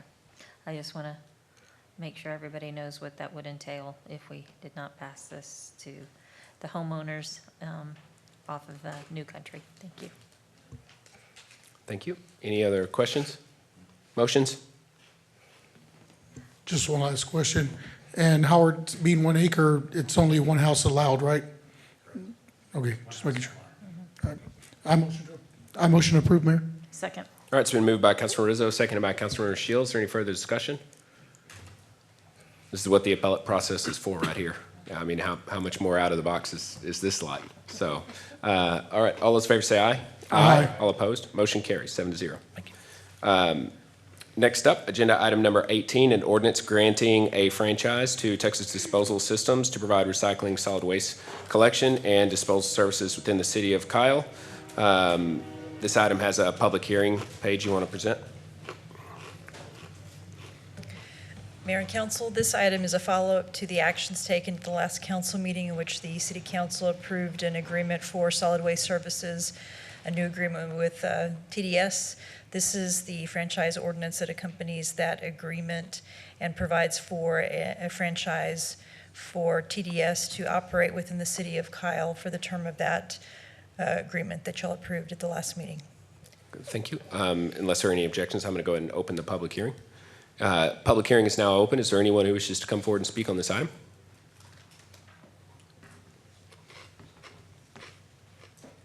All right, seeing none, I'm going to close the public hearing. And just to be clear, this is a franchise agreement that coincides with the original contract that will go with the 10 years as required by our charter to follow along with the contract. That's correct. Okay. Yes. Motion to approve. It's been moved by the mayor, seconded by Councilmember Shields. Is there any further discussion? All those in favor say aye. Aye. All opposed? Motion carries 7-0. Is there any objection to this being finally passed? I would suggest holding a second reading on it to satisfy the requirements of the city charter. Okay, then I'll object. We'll bring it back. All right, so for agenda items number 19 through 24, there's some legal analysis that we have some questions about. I want to ask that we briefly recess on these items into executive session unless there's an objection. Okay, I'll just say that, so pursuant to Chapter 551, Texas Government Code, the City Council reserves the right to convene into executive sessions from time to time as deemed necessary during the meeting. This City Council may convene into executive session pursuant to any lawful exception contained in Chapter 51 of the Texas Government Code, including any of the following subjects or topics, agenda items number 19 through 24. So we are in executive session. Thank you. Dex. Dex. All right, motion to reconvene. Second. It's been moved by the mayor, seconded by Councilman Rizzo. Is there any further discussion? All those in favor say aye. Aye. Aye. All opposed? There was no action taken in executive session. There will be no action taken now. Next up, agenda item number 19, ratify an agreement between MG Cardinal at Uptown LLC and Lionheart for master plan and stakeholder engagement for Uptown Central Park Cultural Trail in the amount of $49,000 to be paid by the City of Kyle and subsequently reimbursed by Tourist Number 2, Mr. Sellers. Good evening, Council. At your last meeting, you had engaged MG Cardinal to begin the process of finding a design firm for the Uptown Park and associated cultural trail, which will ultimately connect to the Heroes Memorial Park. This agreement before you tonight, so that we can keep things moving very quickly, is a result from the earlier meeting, the TERS meeting, as far as a reimbursement agreement. This is typically a TERS expense, as it is a TERS project. Because it is not yet finalized in the project financing plan, the council will be taking this on now. So with this, a representative from MG Cardinal is here to answer any questions you might have about the agreement itself. Because of the relationship between one of the members of MG Cardinal and Lionheart, a disclosure form has also been filled out and sent to the council. Okay. So with that, I'm happy to answer any questions or also invite Stephen. Thank you. Any questions for Mr. Sellers? Motion to approve. Second. It's been moved by the mayor, seconded by Councilmember Shield. Is there any further discussion? All those in favor say aye. Aye. All opposed? Motion carries 7-0. Next up, agenda item number 20, approve a professional services agreement with Nudge Design for study and conceptual design services in the amount totaling $91,300 for Heroes Memorial Park. Mr. Sellers. Great, Council. Again, this is another TERS project that will be reimbursed back to the city to move the project forward. The City Council is taking this on as a project this time. At the last council meeting, Nudge Design was directed to bring back a scope of services and cost estimate for the Heroes Memorial Park. Philip Koski, who was here at the last meeting, was not able to stand and present his company. Tonight, he is here to do so and also quickly go through the scope and timeline of the project. Thank you. It's great to be here. Thanks for having me. My name is Philip Koski. I'm with a landscape architecture company called Nudge Design. And we are beyond excited and proud to be a part of this project. And we are really, we've created a scope of services that is really built around listening and really learning from the various folks that are involved in this project, that are energetic about this project, and kind of fundamental to this community. So the scope of services basically, at the last meeting, it was sort of, I felt awash with positive energy, and I was really inspired leaving that meeting. Even though I didn't get a chance to talk, it was actually really important for me to be there because it really it changed the way I was thinking about the scope. And one of the things I wrote down in my book was get to work. That's right. But what I think that's important is it is a little bit of to me it's apparent in the scope as well. And so the way we sort of arranged it is a funnel of ideas that are all, and every time we get smaller, it's because we've listened and we've reflected things that we thought we heard the first time to this group, the group of stakeholders, until we all arrive at a point together where we really feel like, finally, this idea, it may not be perfect and match every single person's expectations 100%, because that's impossible. But it really reflects the best ideas and has brought everyone together to the greatest extent possible. And so we'll start the project with a very sort of broad listening exercise where we try to capture everyone's ideas and program, and we'll bring that down to 5 quick ideas that everyone will be able to respond to, and we'll take that down to 3 less quick ideas, 2 final ideas, and then from the final ideas, we'll kind of select what we think the preferred idea is. And when I say we select it, it won't be me selecting it, it'll be all the different folks involved, including the steering committee especially, will be involved in both kind of previewing materials, but then also helping us understand and validating what we thought we heard from the various stakeholders. So hopefully that kind of captures the sort of funnel of ideas that we hope to go through. And our hope is that this process is complete by Memorial Day.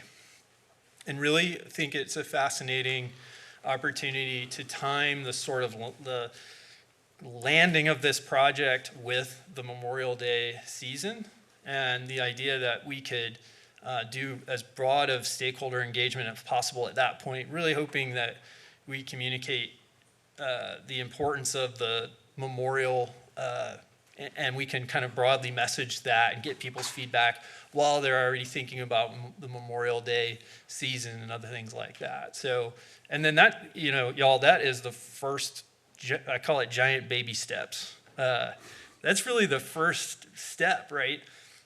Is landing on the preferred alternative. And from there, we would negotiate the honor of taking that through construction, which is a whole nother process that involves a lot more dollars and things like that. But really, it's a fundamental first step, but it's really, in terms of hard work, there are many more steps to take after that. And we understand also that the intention is that for the 9/11 2021. Right. We would have the phase one piece open, so we would also quickly identify, what the priority piece of the project is and what it means to deliver that piece of the project at that date, et cetera. So there's a lot of complexities to work through, but hopefully you've conveyed that we're ready, we're energetic about it. We're so excited to be here and learn from everyone involved and be a part of this community for this period of time. And, I'd love to answer any questions if anyone has any. Any questions for Philip? Great. I think what you wrote down that was the perfect way to introduce yourself to us, because that's where we're at. We're trying to take this extremely seriously. We're trying to move this project forward to keep it from stalling. We have ambitious goals, and so it sounds like you have the right perspective. So I look forward to working with you over the next year. It's going to be fun. Absolutely. Yeah. We're going to have a great time and can't wait to get to work. And your identification of the way the park needs to come together is because there's such a wide variety of ideas for what a memorial park could look like. The only way to find the uniquely Kyle version of that is through a very public process. So the way you outlined it and working with the steering committee and members of the public and in particular our first responders and veterans, what we're hoping for is when we actually arrive at that Memorial Day reveal of what the exact project is going to look like, that we've gone through such a rigorous public process that everyone is not only willing to say that they're accepting of the plan, but is blown away by how much more incredible it's going to be for the residents than what they could even imagine. And so that's the bar that we're trying to set, and it sounds to me like you understand where that bar is. I think that's the most critical element to your success. So thank you for presenting on that. I'm sorry we couldn't get you up last week. That's okay. I think it was important I was here. Yeah, Councilor Ellison. Yeah, I completely second everything the mayor has said, and I do thank you for being here at our last council meeting so you can experience what that was about, and obviously it's inspired you, and in your communications you can even see the inspiration and excitement you have even through typed words. So we're excited about this. I completely concur with the mayor about the engagement process with our community, because what's really exciting about this project and the others we've outlined are projects that the entire community can enjoy. And they won't have to spend a dime to go to this memorial park and have a unique experience with their family, or the Central Park and other things like that. And so that's really awesome in my book, as far as everything that's been perceived about what's being called Uptown now, and if this is something that's going to be affordable or be able to use by our entire community. And this is going to be a huge part of that, if not the very first thing that a lot of people see. So I'm excited about it. I'm appreciative of the council in support of this as well. And I certainly appreciate your enthusiasm. And like I've been telling you and Stephen, we're going to push you all to flex your creative muscle. And thank you all for putting up with us with the expedited timelines and the increasingly raised bar as well. So thank you for being up to task. All right. Thanks, everyone. Thank you very much. Motion to approve. Second. It's been moved by the mayor, seconded by Councilmember Villalobos. Any further discussion? All those in favor say aye. Aye. All opposed? Motion carries 7-0. Next up, agenda item number 21, authorize award and execution of a purchase order. Actually, I'm going to bring up agenda items number 21, 23, and 24 simultaneously, unless there are any objections. I'll read all of those. Authorize award and execution of a purchase order to Archer Western Construction, lowest and most responsible bidder, in an amount not to exceed $30,338,070, which includes a 5% contingency for the wastewater treatment plant. 23 is consider authorizing the city's director of finance to begin the process for issuance of approximately $33,955,000 in CO bonds to pay for the engineering, design, and construction and related services of the wastewater treatment plant. And agenda item number 24 is approve a resolution directing public publication of notice of public hearing and intention to issue combination tax and revenue certificates of obligation totaling $33,950,000 and associated with the wastewater treatment plant. So Leon and Pervez, you guys can present jointly on these items if you'd like.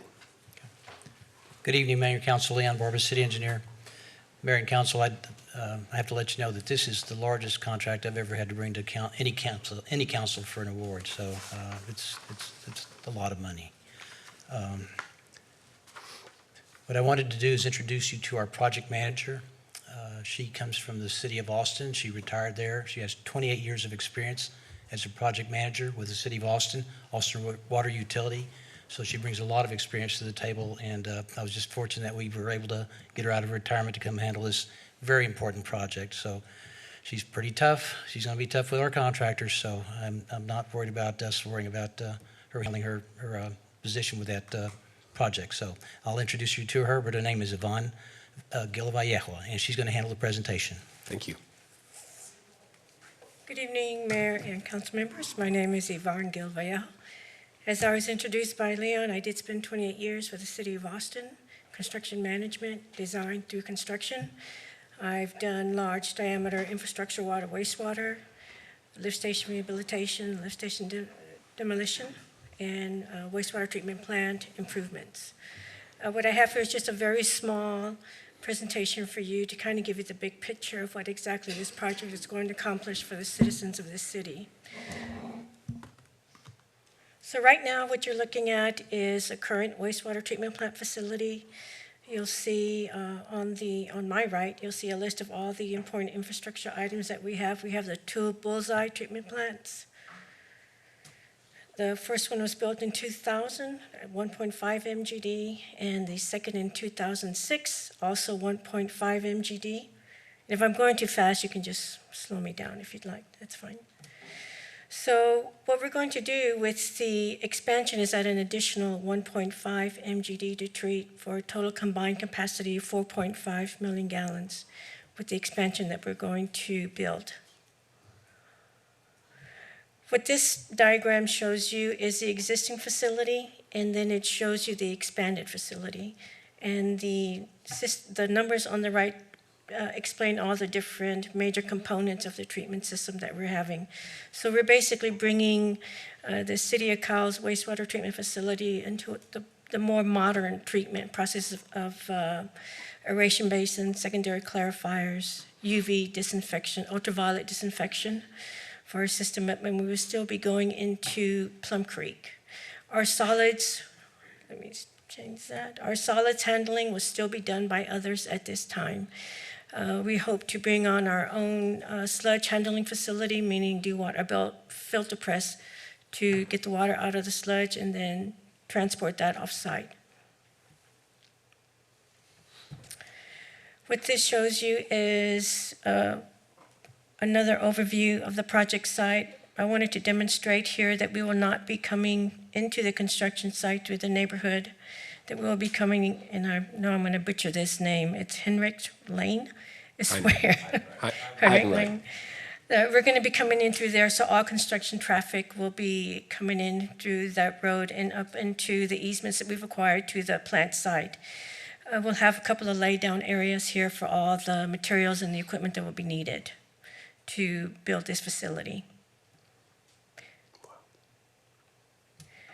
Project schedule, as we mentioned earlier, bid information, the apparent low bid, including the 5% contingencies, $30,338,070. Our contractor is Archer Weston. They have a very good reputation. They do a lot of work locally.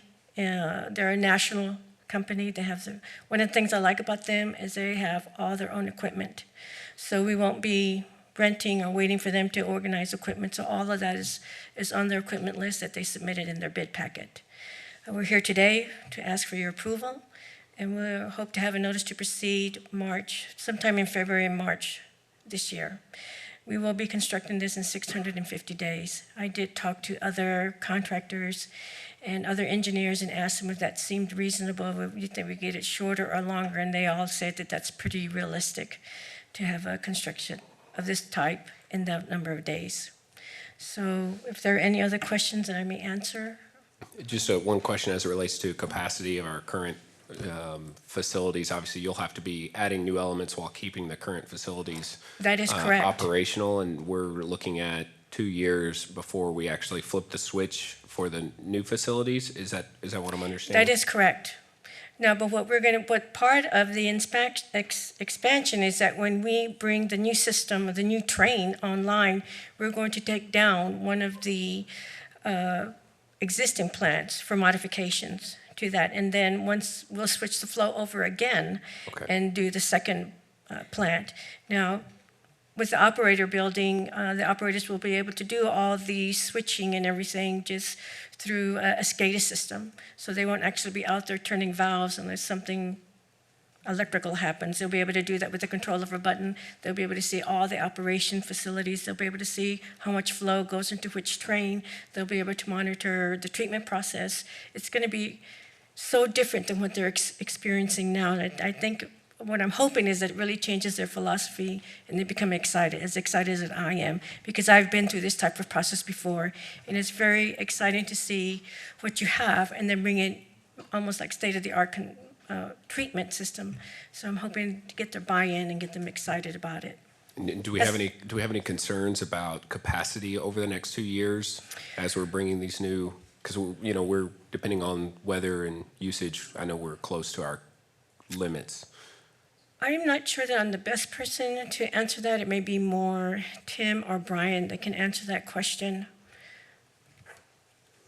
Yeah, Tim here. I'm the construction person. Sure. So.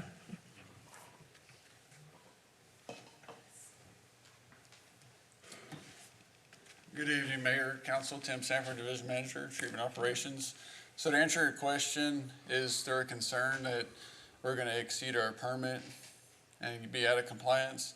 Yes, there's always that concern. As Yvonne stated, the current facilities are going to have to be overhauled.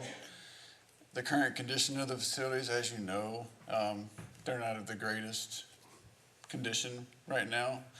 The only thing we have working in our favor is we have a wonderful staff. We have an awesome chief operator doing magic at the plant right now. But with saying that, I do want to iterate that it only takes one piece of equipment to fail and we could be in a bad position. We do our best to cover all bases in any way we can, but we can't always be prepared for everything. So I don't know that that fully answers your question. Well, it was really more about, our general capacity, not in the sense that we might have some kind of, malfunction, because we've obviously been dealing with that with our inferior plant for a while. I'm just wanting to make sure that the timeline that we're considering constructing the new plant that we should have capacity to, deliver to all of our customers, or, receive the wastewater from all of our customers as we grow without exceeding that capacity until the new plant comes on. Our running annual average at this point right now is 2.5 million gallons a day. It's difficult for me to predict what's going to happen with the rainfall and things like that. I know earlier in the year, or late in the year 2019, say June, July, our running annual average, it got closer to 3 million gallons per day. This is the running annual average. You take 12 months of the year, you just continue your running annual average. That's what gives your 70, 90 trigger points for design and make sure you have it going out for construction. So I wish I had a better answer, but. Well, within those trigger points in TCEQ compliance, we're still within their windows and operating on their timeline, because we've had a lot of delays on this project from an engineering standpoint. Once you reach the 90% time frame, you need to be starting construction of the facility per TCEQ rules, and Yvonne may be able to touch on that a little bit more in depth than I can. But 70% is when you have to start the design, 90% is when you need to have a contractor in place and begin doing the process as we're doing now. And what percentage are we at right now? We're at 86%. Okay. With our current running annual average. But as I stated, we'd got beyond there later in the year when we're having all the rainfall. And it's hard to predict what we're gonna get. So hopefully that answers your question. It did. The number at the end was really what I was looking for, so thank you. Any questions for Yvonne or Tim? Councilmember Rizzo. Yeah, just real quick, you talked about modernizing our treatment plant. What safeguards are we looking at to make sure we can prevent spills, future spills into the Plum Creek? Well, what you'll have is you'll have aeration basins. You'll have a way to direct the flow from the 3 plants once they're all online, once we get the new plants rehabilitated. So you should have more capacity, and it should be much easier for the operators to decide which way they want to send the flows within each of what I call 3 different trains of treatment. So I don't know if I answered your question specifically, but the whole system is going to have an alarm system. They're going to have high flow, low flow levels within each of the different treatment systems. So that will kind of help us to see where we are. If one particular train's getting too much flow, or we're getting close to where we're going to have to start looking at trying to hold the water a little bit longer before we let it go through the system. And that's what I was thinking, the safeguards in place, are we gonna have trigger safeguards that will close off the system so we don't get those overflows? Well, if you close the system, then you will have an overflow because they're open basins. So, you can't overfill them. So that's the correct So we'll answer just for your question. Be switching over to like a different holding facility? Within each of the different 3 trains that we have. 2 now, what I call now Plant 1 and Plant 2, I'll call them Train 1, Train 2, and then the new Train 3 that will be coming up. But, I want to be totally honest here. We're in a tight spot regulation-wise with TCEQ and where we are with starting construction and where we are with our annual flow average. We're getting pretty close. So I'm glad that we're here today. I'm glad to be a part of the new construction. I think it will go well. You've got a great contractor. So I'm hoping that we get to finish earlier than the 650 days. Thank you. I'll be there to push them every day, believe me. Thank you. Thank you for that. Councilman Shield. I just want to make sure that we are going to also communicate with the homeowners in that area on a regular basis. Yes, so what I've talked to with our PIO officer is that depending on the activities of today, tomorrow we'll be sending out drafting language. Tim and I have already talked about how we want to inform the neighborhood. We'll do outreach. We'll have them meet the contractor, although they should not be concerned because we're not supposed to be in the neighborhood. Right. But we will be communicating with them because there will be loud noise. There will be big equipment, moving earth, constructing. There'll be concrete trucks, things like that. So we'll have, I hope to have a website that will have updates. Also meeting regularly with the homeowners association, giving them an update whenever they meet. I'm happy to go there and bring them up to speed. It'll be every first Thursday of the month, just to let you know. I can be there every first Thursday of the month to be there and provide information and give them updates on where we are with our schedule. Okay, yeah, I'd like to sit down with you a little more on Of that course. because I am the president of that HOA board. Yes. And we'll be having our annual meeting in March, so I'll get with them to get with you to do a presentation at that annual meeting. Okay, thank you. Any other questions? Professor?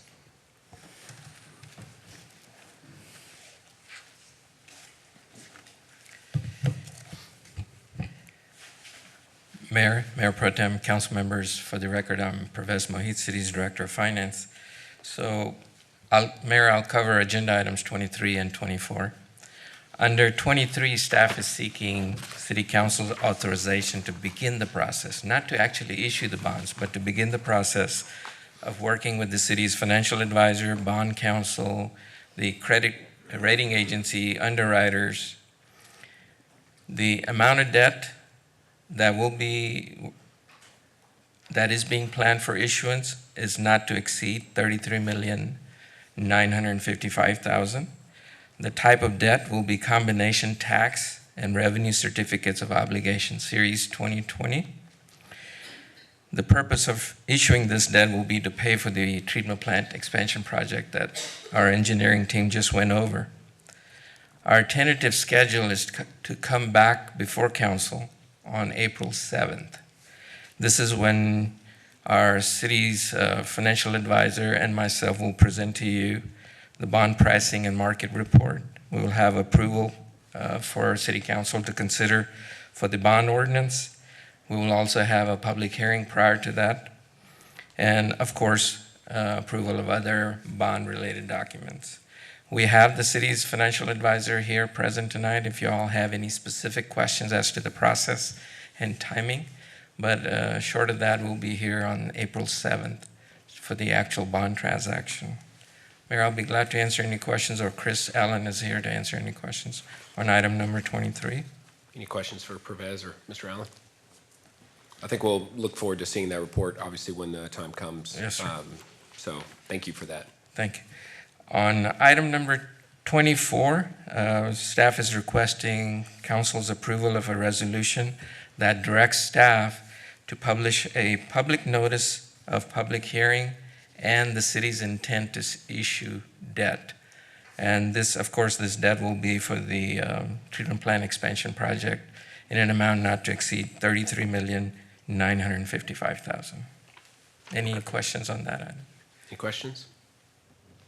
All right, I'd like to make a motion to approve agenda items number 21, 23, and 24. Second. It's been moved by the mayor, seconded by Councilmember Villalobos. Is there any further discussion? All those in favor say aye. Aye. All opposed? Motion carries 7-0.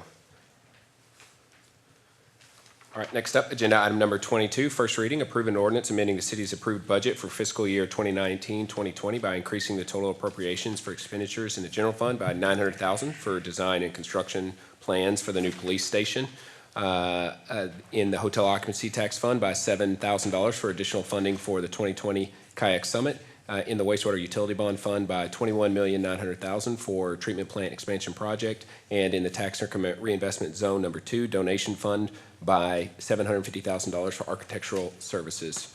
Mr. Mohit. Mayor, I'll be glad to answer any questions council may have on this item. Okay, these are all amendments that have been directed in previous meetings. Anybody have any questions on them? Nope. Entertain a motion. Second. It's been moved by Councilmember Ellison, seconded by Councilmember Villalobos. So we approve agenda item number 22. Is there any further discussion? All in favor say aye. Aye. All opposed? Motion carries 7-0. Before we go to city manager's report, Paige, did you have a response back on the dangerous animals ordinance, making sure that the motion was clarified as the item? Yes, Or it do we? is. It is. So we're good on that. It's the final version. Okay. Mr. Sellers. All right, Mayor, Council, we hosted the 20th Annual TML Youth Advisory Commission Summit over the weekend, and wanted to give just a few highlights of the event. First of all, thanks to many of you for showing up and supporting the youth from around the state. The event was very well attended. There were 28 cities represented, over 230 registered attendees, which includes students, liaisons, council members, future liaisons, etc. There was a Friday night pie social to welcome attendees, and the conference began Saturday morning and concluded Sunday at noon. We had several local sponsors, including Hayes CISD, ENF, Texas Lehigh Cement, Councilmember Tenorio and her husband Willie Tenorio, Broadway Bank, Lala's Eats and Treats, B Sweet Cupcakery, and Avidity Videography. We had several of our locals also present different sessions, including Captain Pedro Hernandez, Officer Dago Pates, Irene Melendez and Nora Gage from Broadway Bank, Corey Pack from State Farm, Vicky Vesa and Miriam Almanza from Frost Bank, and Courtney Joy. And then finally, the following topics were presented to participants: life after high school, money management, career success, business etiquette, self-defense, and active shooter. And they also had community service donations, which went to the Caldwell Women's Shelter. So overall, great event. Huge kudos to everyone, staff, council, TML, everyone who was involved in this event. It was a wonderful time, wonderful event, and we were very fortunate to host the 20th anniversary. I heard we had a dance-off? Absolutely. Or a There was dance session led by a dance-off and captured in video. And Dex led everyone in a dance Saturday morning. Wow. Councilmember Ellison. Yeah, if we could comment, I know Councilmember Shill was there as well. I just had a few things to say about it. One, thank you to all of staff that participated in that. I know there were all kinds of folks that participated from various different departments, planning, eco-dev, heck, I feel like every department in City Hall pretty much at least, and then some as well. So major kudos and thanks to that. I was able to attend the Friday night social event as the groups were funneling in at the Hampton Inn, and they were gracious and hosts for us. And so I want to give a shout out to them as well. I was able to fill in for the mayor on Saturday morning's welcome. It was a lot of fun. That's where the dancing came in. I was inspired by the young people on Friday night attending the social. So that was a good time. So I certainly appreciated that opportunity. I will say this. I wish I could have attended more of it. If I don't have any children, but if I had children, I would want them to attend something like this. Yeah. Like, I would be so proud and happy that my child or children were able to get the exposure of the various different sessions and information and just life skills and conversations that they were having in there. And that was an impressive group of young people. I was telling my colleagues, Councilmember Bill Lobos and Councilmember Shill were there on Saturday morning as well. Thanks to them for their support. I know Councilmember Bill Lobos has a daughter in our kayak. But you can't help but look out on that group of young people and not be inspired by what they're doing. These kids are 14 to 17 years old maybe, and they all have something in common that they want to do for their community. And that is so neat and unique that's happening. And I'm so proud to continue to sponsor our kayak group. I was so proud that the 20th anniversary was done here in Kyle. Thanks to the school district with the pack and everything and providing those services. And I was just really overwhelmed and thankful to have experienced that as well. So thank you for the opportunity, and thank you to staff as well. Councilor Rizzo. I just want to say what a great event. I got to attend the active shooter class, and it was great. KPD did a great job of presenting this class. I learned a lot of valuable information during this class. But one thing I would like to point out is that we've got officers that are certified to give this class here, and it's for free, and it's to the public. So any church or any organization in Kyle can take advantage of this wonderful class. It's a lot of common sense things that we wouldn't have thought about, but this class really makes you aware of your surroundings, of exits, and of, being prepared for a situation like this. And I can't stress enough how important it would be to contact KPD and try to get this class presented at your parish, at your school, your organization, and it's a free class. So please take advantage of it. And Chief, they did a great job, so thank them. I just would like to key in on the leadership of the young adults that were there, and they really brought it, and they raised the bar. A lot of the other cities that were there were very commentary of how well the kayak was organized, some of the collaboration with the other cities, and not to mention some of the leadership for the other cities looking at us as an example for their next conference too. There was quite a few that were there, and they were pleasantly surprised on how engaged the kids were. That dance-off really woke everybody up. And it was cool because you have your staff members and you have your council member, getting it going. You want to get up there and do the same thing, but you see those young kids get up there and do that. I mean, they really represented the city of Kyle the way we would like for them to represent ourselves. It was really good. Councilor Shield. All right, first of all, thank you, all of staff, but also you were remiss in one other employee who gave us, helped give the talk with Officer Pruitt. So it was a very inspiring summit, just because the kids alone were just absolutely just wonderful. And, the theme was envision your future. Well, I see a very bright future with the kids that were there. So kudos to them.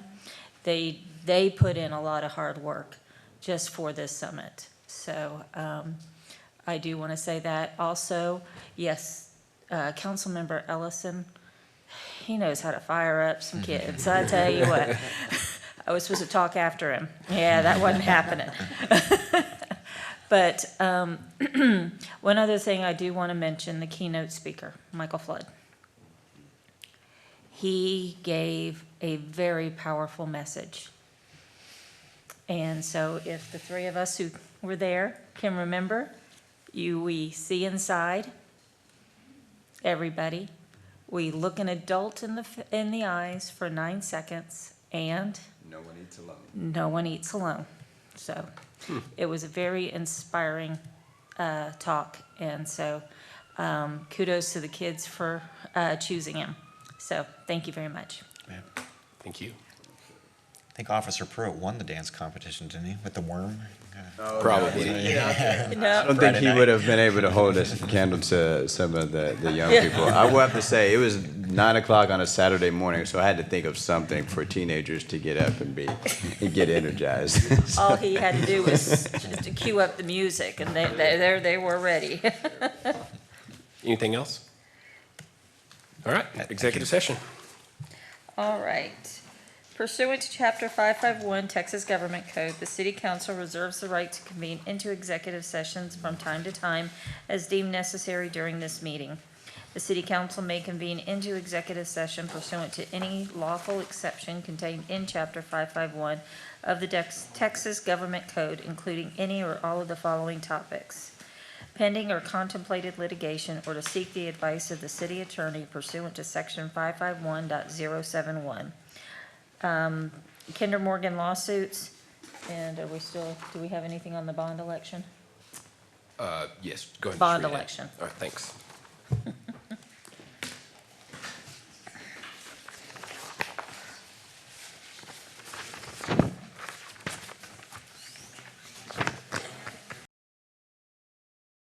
Councilmember Shield, that we reconvene. Any further discussion? All those in favor say aye. Aye. All opposed? Motion carries 7-0. There's no action taken during executive session. There will be action taken momentarily. I'm still waiting on motion language, but I wanted to say that agenda item number 23 in our motions was not, is there any objection to it being finally passed? That was the item for the budget amendments. That was in the three-part motion that we made. All right, with no objections, it's finally passed. Second. We're good. Yeah, so I'd like to make a motion to authorize Braun and Gresham to represent the City of Kyle in litigation against Kinder Morgan, asserting claims under the Endangered Species Act, the Clean Water Act, the Safe Drinking Water Act, the National Environmental Policy Act, and authorizing the mayor to sign the agreement and consent to multi-party litigation. Do I need to add the dollar amount into that motion? And contract for legal services for an amount not to exceed $5,000. Second. It's been moved by the mayor, seconded by Councilmember Shields. Is there any further discussion? All those in favor say aye. Aye. All opposed? Motion carries. Motion adjourned. It's been moved and seconded. All those in favor say aye. Aye. All opposed? We are adjourned.